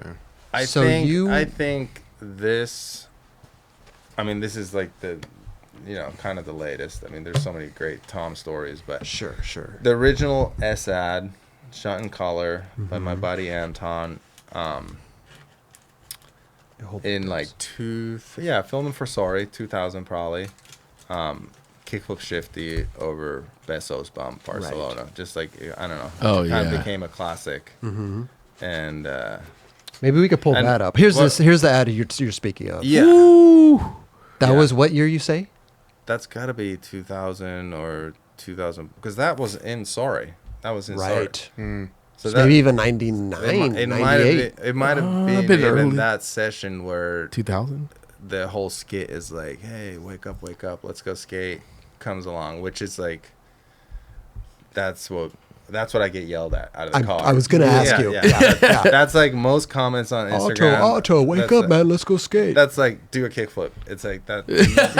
But wake up, let's go skate is like, obviously, but people, I don't know how that kind of became the thing, but right. But no, I know how it became a thing because it's legendary. It's legendary, right. bro. So for me, it's obviously skating with Tom, seeing him do this, and then whatever, 15, 18 years later, we randomly end up at a flip tour in Barcelona, and he's just cruising around, whatever, and he's just like, he just kickflip shifties it for the fun of it. 20 years later.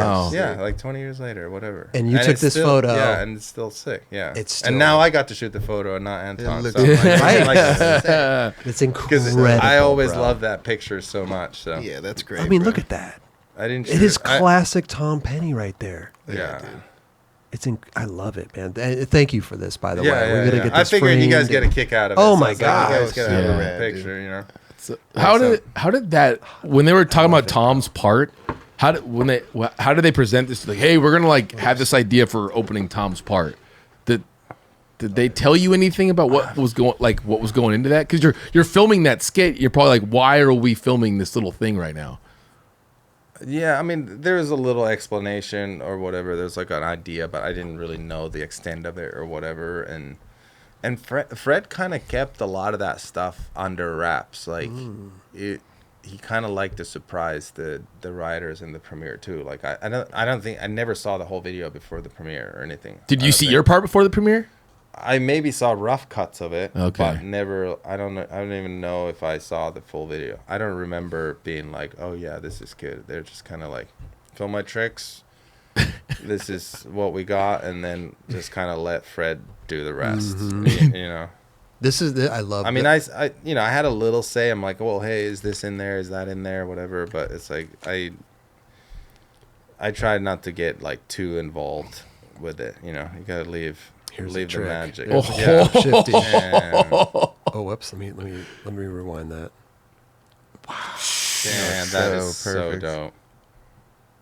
That fit too. And for the record, that is a make. We filmed it. Maybe someone has phone footage of it, but the cart got damaged.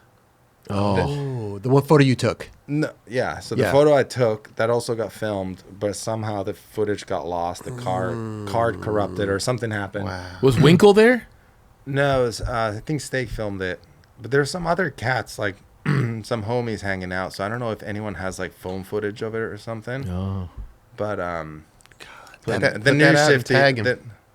the new shifty got lost. If anyone's got That's it. a shame. But this man, Bezos bump also for people that haven't been there, it is it's difficult to skate because it's just the bump just rounds off. There's no actually like I need to click my tail here. There's no takeoff point. Right. It's all just kind of it's a field Go game. it works It's for a you. field game Yeah, for sure. It's a mound.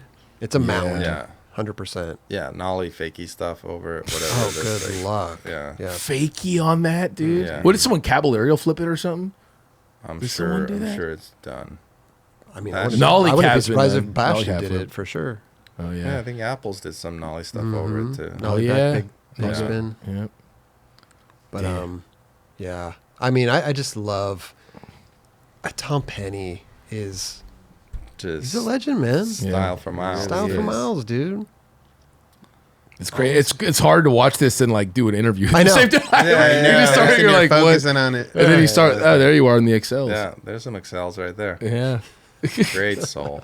Well, actually, I want to ask a question though, because we kind of joked about it earlier about, oh yeah, all I need is 32, like to ride for them. Get it? Like, why you went from America to S to Etnies? Why the switch from S to Etnies? What happened? I don't know. Was it Darkman move?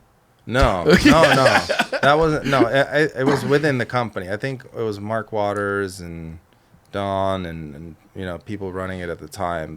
I think they just came up to me and they're like, "Hey, would you want to ride for Etnies?"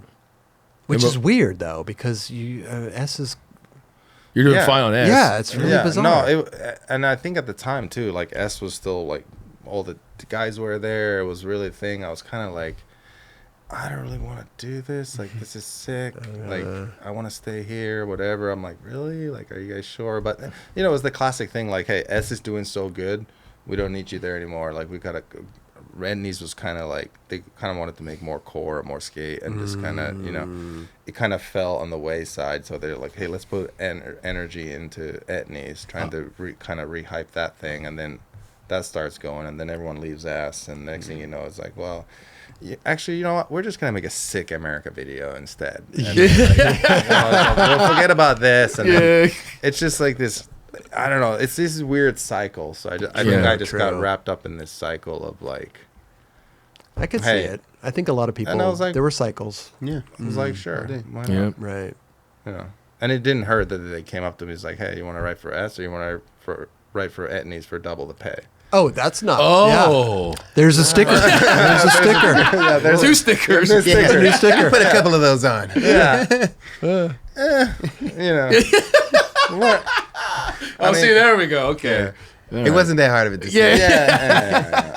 You say how much? Etnies, Yeah, yes. there's a little bit of there's always a game to play behind the scenes, right? For sure. Let me put I that mean, ad that's, on. yeah. Let me get a box. Yeah. Let's just do this. Like, right how now. many hats can I put on? Come on, I can fit a few more, No, incredible, for sure. It's a good time, dude. Good I mean, time. everybody's generation that they grew up in is going to be the best generation of skateboarding. But I truly believe that this generation, 90s through the 2000s, is the best generation in skateboarding, man. Yeah. It's so good. And you're at the height of it. Yeah. It's a It's so special good. time, and I mean, you look at skateboarding now. I mean, I know. there's a certain era that we were part of and active and doing the thing and whatever. But now you look at skateboarding now too. You're like, holy. I mean, we just talked It's about Dylan definitely Jabe different. fakey flipping Wallenberg.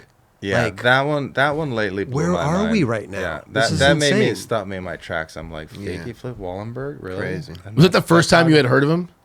No, I've known about him a little bit. Like, Okay. I've seen some of his other stuff or whatever. But He's from Hawaii. Yeah. Yeah. Yeah, he's super sick. Yeah, he's super rad. Yeah, good style, sick tricks, goes big. But the Fakey Flip that stopped me in my I think it tracks stopped a completely. lot of people. Yeah. One of the fakey flips comes to my mind is yours at Machba. That was one of the best ones I've ever seen, to Straight be honest. up. Yeah, that one's fun. It seemed like that one likes to do the rounds on the internet. Yeah, because you I'm like, cleared how it by many some- times can I post this before people are actually pissed? It's like I've seen this already. Like, you Nope. just rolling around in circles. What video? It's like, come on. What video was it in? Sorry. Oh, that was in Sorry? I'm gonna I'm just keep because posting Raj it. Yeah. could pull that up. Me and Anthony were actually laughing about it. It's like every time that thing pops up, I'm like, here we go again. It's like, click. It's so funny. Well, because you hit the height of that spot. That was like the hot spot. You had a trick. It was like, Yeah. not like El Toro, you know what I mean? Yeah, but yeah. like the big four. Yeah, it was, right. It was famous, yeah. It definitely was. Yeah, It was a proving ground as well. Oh, it kinda. tells you. I mean, if a fakey flip gets run, it's like nothing was done on it yet. You know what I mean? It was like it was open game. It was open Yeah. season. It's like Did you switch flip still it that early same on. day? Because you had switch flip and fakey flip on it. One was it opener 4-1 and I one. can't remember. It was either that or I wore the same clothes for a week straight. I'm not. I can't remember. Right here. It could be either So or. good. Is it?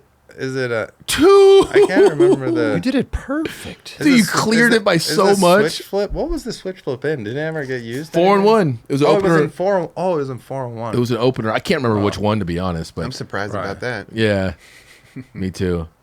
But that thing was big. I went there a bunch of times. Over rotated there, almost. Kind of with your foot though. I liked jumping down stuff, but that thing was just that little extra too big for me, dude. It was just like so much of a drop. The drop, yeah. It was big. Yeah. I mean, we are talking about 99, 2000 here. Oh, how's so. that after school modeling right there? Got a little moment there. Really turning it on for Fred. Oh wait, no, Anthony filmed this, I think. Oh, Clairville? I think Clairville filmed all this. Yeah, that's Frank standing right there. I don't even know if we were filming for Flip. Oh, Frank Gerber. Oh, wow. That is Frank. That's Frank, right? Yeah. Yeah, it looks like him. I don't even know if this was a Flip filming trip yet. I think we were just in Barcelona skating with Anthony and. That's probably why the flip, the 4-1 or switch flip was the 4-1 opener because Clairville probably filmed it. Yeah, I think Clairville, and then I think okay. I think we're like, hey, let's keep that fakey flip or something. Yeah, who knows? Right. I mean, I couldn't imagine. I mean, I guess I kind of was there when it was new, but like you guys, that generation was the first like gnarly skaters to go to Barcelona and kind of like really experience like fakey flip on that was the first thing, one of the first big things ever done. Like, what was that like going to Barcelona for the first time? Oh, it was It's insane. a playground. Yeah, it was a playground. I mean, that early I think the first trip was like 99 when we went there, and it was just like, oh my God, this place is a skate park. Like, what's happening here? Which is a little bit weird. I mean, I guess Barcelona was a little bit on the map, but Yeah. the Olympics were Barcelona in 1992. So they must have rebuilt the city then. So the spots were probably there, but it didn't catch on until sure. Because that 98, architecture 2000. Like, Yeah, I say 98 around that time. That's when but everybody. it took a couple of years before people put it together, and True. some Euros were going over there, whatever. But it wasn't. It's funny that it's like, it's almost 8 years later that it became a hot spot. Well, it was you know? more accessible to the Europeans out there. Like Yeah. for us over here, it wasn't really Yeah. like people weren't really traveling that Not just- crazy not to, just to yet. go on filming trips. It was more of Right. like contests out there. Certain We were going And on tour, and then you would see like, whoa, Sure. this place is pretty rad. But it would just be like you're skipping through that. Yeah. I mean, you would see like Enrique Lorenzo skating spots. You'd be like, oh, wow, that spot looks cool. But then you didn't see all the other stuff. And mid 90s too, probably like LA was still just so hot. Oh, Like, yeah, yeah, for like sure. there was just so many spots here For sure. untapped, easy to skate. Schoolyards like, for yeah. days that we would be Yeah, like definitely driving 2 hours to get to. Yeah. Like you didn't have to go anywhere. You're just Totally. like you could stay here and film a video part. For So it's sure. like, it probably had. Then when we got a little bored, Yeah. and we were trying to get China, we're going everywhere. China was bro. way I later, was later, but Barcelona, I mean, it is literally built for skateboarding. It really like is. you're passing by spots that you're like, what? You're salivating passing by, and they're like, we got a better spot over here. Yeah. And you're like, Yeah, yeah, what? This is crazy. Yeah. I always tell people, if you skateboard, you have to go to Barcelona. Straight up. Not only is the skate spots out there, but skating's an actual culture out there. Yeah. It's insane, man. True. I think Spain in general, I don't know what it is, just the friendly architecture, the way Right. of life. It's kind of chill. No one really cares. It's like, it's pretty. It's not that expensive. Yeah, it's pretty mellow. You know, it all kind of just works together. Right. You know. Oh, I want to ask something. I'm sorry, go back again. The Flip Days, whatever. Was there any sessions that, other than the Muscat thing, that you saw like on a certain session filming for a video that you saw someone else just go gnarly, like something gnarly you watched in person? I'm sure Geoff Rowley Yeah. is like, Yeah, up I mean, there. yeah, That dude, Rowley's, fuck. you know, if he had a spot in mind, that'd definitely be fun to watch. But then, like, when Bastion came along too, it'd be like, okay, let's go to a spot. I'm gonna sit down and just watch how this goes down. It's just like this guy's just an animal. He's gonna attack it. You know? Yeah.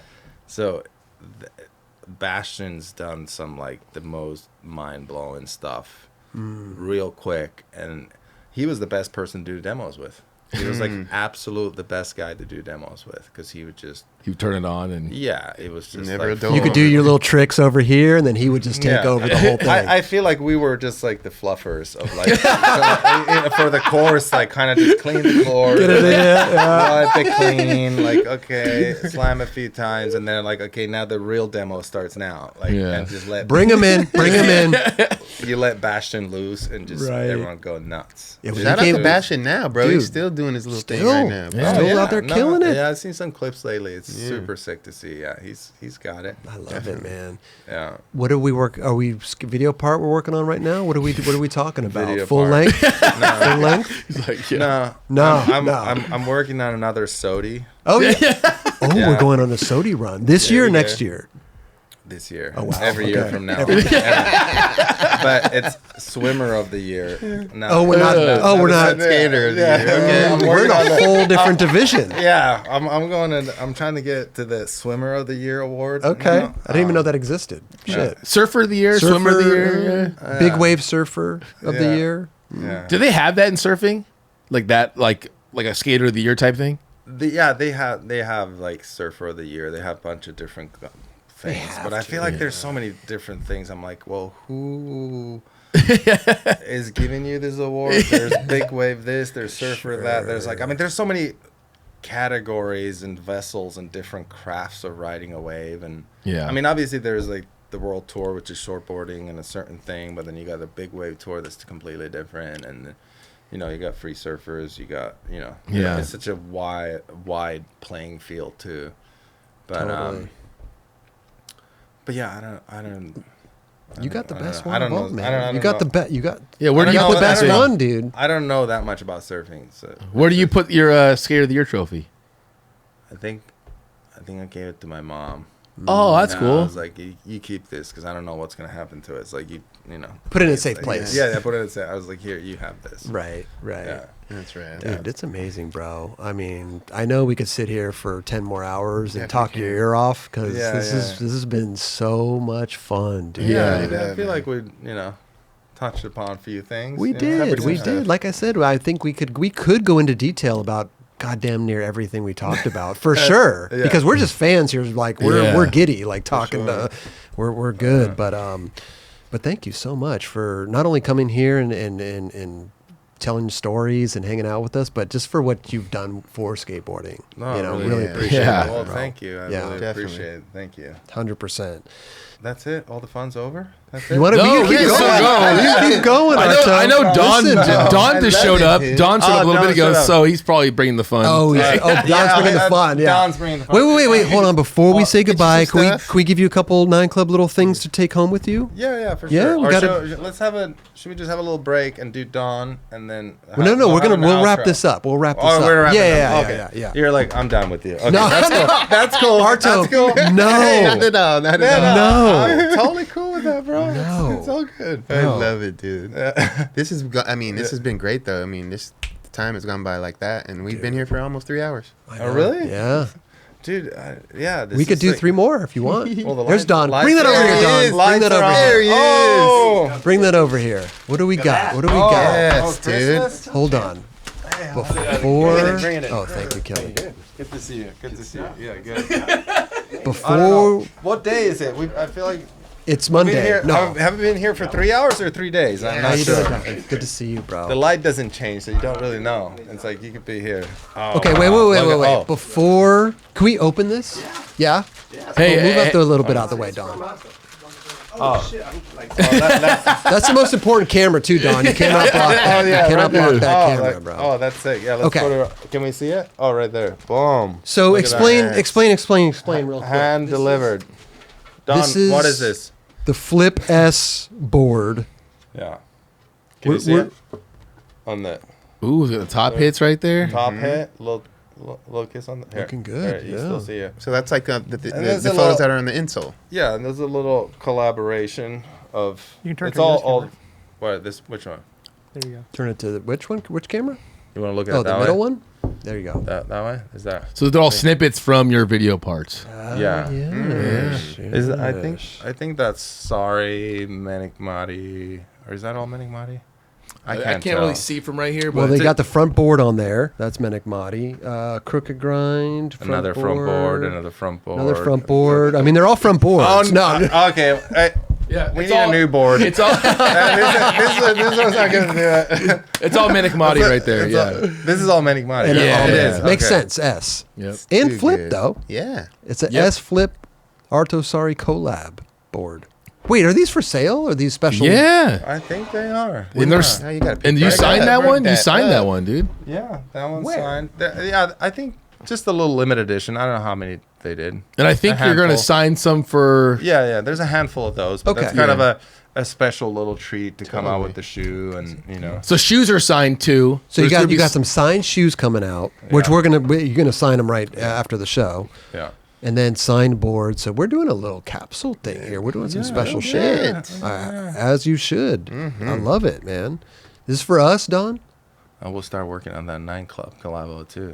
Dude, Add to the collection. let's do it, You man. spoke on something, Don. yeah, I think this Don, Yeah, let's see next- some mock-ups. Oh, let's hear some August. Yeah, we're gonna have to do it. I'm telling you, dude. The man said it. You guys The have man to- said it. You're gonna have to come and brainstorm in Hawaii. We're really gonna get to the bottom of this. I'll have to be there. We all have to be there too, actually. Yeah. That sounds like a trip. Next power meeting Ain't no brainstorming going down in Hawaii if we're not there. yeah. You know. We'll be on the happy. islands. Congrats on And we this, can do a bro. sauna and cold plunge. I heard you got that at the house, right? Oh, dude, I heard you're really big on that, right? Oh yeah, we didn't even touch upon the sauna thing at all. We can touch upon it. Yeah. I mean, I was born in one, so it's it's kind of been Really? in me this whole time. Wait, you were literally born in sauna? Yeah, Was that's where all the Finnish people are born. And then they threw you into a Saunas, cold plunge? Right away? Yeah, pretty much. Yeah. He's been doing this. He's been doing Oh, this. he's not crying. Throw him Throw in him in the the cold plunge. That'll make him cry. But no, that's a big thing in Finland, right? They do the Yeah. cold and the hot. Yeah. Right. I mean, obviously, it's freezing most of the year and dark, and so all the lakes are frozen and everything, or the snow or whatever. So if you don't have a lake by you, then you just go jump in the snow and go back in the sauna or whatever. It's exhilarating. I don't do the cold plunge, but I'll do a cold shower from time to time. It's not the same, but he's looking at me like I'm. He's He's like- like, he's like, you, dude, you, that what? is nothing. Yeah, it's That not cold. I feel like that's harder. That like doing a cold shower is torturous. I feel like it's way colder. I don't have to a- actually to be in a frozen plunge because you basically go numb in Right. 30, 45 seconds. So Right. there's actually no pain. when you're 'cause it- submerged in it. Yeah, when versus just you're- trickle. I don't like that kind of chilly water or cold. It's like, that's almost worse than just being freezing cold and Got going it. all got the it. way in. Like You know like what a I mean? Band-Aid, rip it off. Yeah, Right. yeah. It's because it's pain for 30 seconds, but then you go numb and it's kind of feels it goes good. away. Yeah. Right. I just don't have a cold plunge. I'm not going to fill my bathtub up every time I want to do a cold thing. Yeah, So yeah. a cold shower is the closest I can get to it. But No, I do no, the hot. totally. I do Yeah, the yeah, hot, and then I totally. turn it cold. It's pretty good, man. It is really. It Yeah, no, probably I- isn't the same as a cold plunge, but it works. It Yeah, works. no, for sure. Yeah. Any hot cold treatment, same thing, bruises, whatever. It's like it's just hot cold for your whole body, right? I mean, it's good for you. And you've you been doing that for years, your whole life, pretty much, right? Yeah. Doing the hot cold. Yeah. Amazing. It's big nowadays. You got Huberman talking about it. You got a lot of these people that are back in the cold plunge. It's like a new thing out here, kind of. Yeah. It I mean, is. It it's definitely like is. I'd want to say it's like Finnish religion. Like you're just born into it. I mean, there's about 5.5 million Finns, and there's about 2.5 million saunas in the country. Wow. Seriously. So for every 2 people, there's a sauna. That's basically. Wow, So it's like okay. it's pretty. I don't know why it's so prevalent over there, because Sweden's got a little bit of it, Norway a little bit, Denmark. Like once you start going Southern Europe, it's kind of like, no. Russians, Japanese, Finnish. They took it and ran with it. Yeah, they're like, okay, like if I go to the Japanese sauna, Russian sauna, I'm like, okay, these guys know what they're doing. How long are you in the sauna for? It depends, you know. Like, could you go for like an hour if you really wanted to, or is that like insane? I mean, at a low heat, you Yeah. can be in there an hour, but I mean, it depends what you're going for. You want to just like low heat, marinate for a while, or you just want to go in there high heat, quick hit. For me, I do more ins and outs. Like I don't have that Okay. much time, so I might be in there 5 minutes, but Nice. you know, What do you- heat it up to 220, and then you want to go full ladle straight off the bat on dry rocks. you get sizzled. You want to go double ladle? No, most likely you're running out. Every day you're doing this? Not every day, like 2, 3, 4 times a week, depending. Yeah. And sometimes you're really run down or hurt or whatever. Like I'm a wuss. I just use the sauna in order to get into the ice. You know what I mean? It's like, I'm not one of those gnarly guys. I'm like, oh, ice bathing the first thing I wake up in the morning, whatever. I'm like, I gotta get some heat. Gotta warm the bones up a little bit. Yeah, right. I think it's the combo that really works. And I just do it more like I listen to my body, like whether sometimes you're in there for 2 breaths and you're like, that's freezing, I'm gonna get out. And sometimes you're there for maybe a couple minutes or whatever. Right. Like I don't use a timer or anything. I just I go in the sauna. I'm in there until it's hot. Interesting. And I'm like, okay, that's ice sounds pretty good. Now you get in ice, then you get cold. You're like, sauna sounds good. About that time. Yeah, right. Because guy came back and he was like rooting and raving about it. He's like, man, I was overstaying at Arto's, man. I never felt any better. I get in and out of the ice and go into the sauna. I was like, I need to get that here. Like for Finnish people, sauna is a very holy place, and it's got nothing to do with a timer or anything else. It's like that's like the place where you go to kind of forget about time, to check out and listen to your body and connect with yourself and just like kind of take that time off. I love it. But I get it from the sports point of view, and this training and everything is like 5 minutes in the ice bath, 20 minutes in sauna. It's got to be this, that. Sure. I'm like, well, they're going off of like scientific data. Totally, right, that they've totally. done. But like the Finnish sauna culture, like where the culture comes from and everything, it's a whole different thing. Obviously, there's a total use for that, scientific and sports and all that, and it's good to figure all that stuff out. But like, I feel like just for Finnish people, what it is, it's like, it's kind of the, I don't know. It's a way of life. It's a way of life, and it's there to go to mellow out and kind of recalibrate. I feel like it's like the sauna ice plunge. It's like the ultimate reset button. Yeah. It's like you clean your hard drive. You got a new operating system. Boom, clean drive, M3 chip, Apple laptop, ready to go. You're like, fair enough. Let's cut this 3-hour piece together right now. You know what I mean? You're like ready to go. So I think that is like, for me, is the key. I mean, because it's so hot, it's so cold. It's just like you can't think about anything else other than your breath and are you gonna survive or not. Right. So it just kind of makes you wipe your. I love it. Drive, I love it. We need to get a sauna and cold plunge. Both. Yeah, I mean, there's so many like those brands now that they make, whether it's hot or cold or whatever. You know, I'm sure we'll get one shipped right here. Boom. Is there a brand right here? Yeah. Is there a brand that you like? Well, I like just ice. I like the chunks of ice, the real thing. But I'm sure there's a million brands that make like those hot cold pools now. I forget the brand name, but there's one looks like a kind of a sick, sleek black freezer box but he also can be a hot tub. Okay. So that's kind of interesting to me. I might have to get one of those. Oh, there you go. Get a hot tub or cold. You can kind of go back and forth. Yeah, but you're not doing that right away, though. It probably takes time for it to so you need kind of like a sauna / I have a sauna. I have an ice bath. I don't have a hot tub. I need that's like my triangle I'm trying to get to, because then it's like a full spa treatment. Yeah. It's like, the jacuzzi is good for certain now we're talking about a spa. Now we're like, we're on a different path right here. Yeah. The 9 Club spa, dude. Man, I love it. You got a lot of ideas. I think we got to tap into some of these. You know? I'm telling you. I'm telling you, man. Congrats on the board and the shoe and all that stuff. It's amazing. Yeah, dude. Bro. You want me to show it one more time? Yeah, let's look at it one more time. Look at it one more time, bro. Right here. Look at this. Yeah, it came out good. Came out nice. Press, yeah. Some memories. I mean, listen. 1,300 front boards. Looks great. I'll watch you do 5,000 front boards, bro. Okay. I mean, that's not all, but it's amazing, dude. I mean, like, I really, you've had a phenomenal career, bro. Oh, thank you. You know, seriously. And like I appreciate said before, that. you've impacted a lot of people, including ourselves. Yep. You know, and I want to thank you so much for stopping by. We're going to sign about 4,000 shoes back there. Yeah. Don got a semi-truck. I heard it backing up. Beep, beep, beep. Yeah. Yeah. All right. But we got to first give of him all, some We're gonna. Oh, yeah. 100%. All right. Arto. Thank you. Such a pleasure, man. Do I get to keep the mug? 100%, You can dude. totally refill. And we got Oh, this what? Yeti thing for you, dude. We got to stay yeah. hydrated Oh, while we're in yeah. Things. while we're in the Hella- sauna. We got to drink water. The 9 Club Yeti edition. I love that. Oh, And you're sweet. you're a big coffee fan, so Oh, we got to yeah. keep the coffee hot as possible. So there you go. There's the Yeti. Oh, that's the big dog right Yeah, there. Oh, man. nice. Fits in the cup holder of your car. Everything, man. You're Now gonna we're be- talking. Oh, Yes.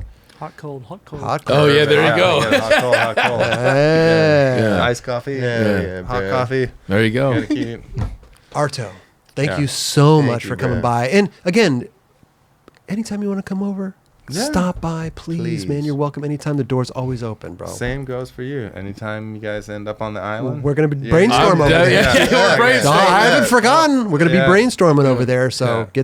get that plunge ready. Yeah, I'm gonna get that plunge ready. You just tell me. I'll start preheating it. Right when I get home, I'll be like, all right. Hell yeah. Thank you, dude. Thank you, Thank brother. you. Thank you. Arto, we're thank you. good. One more.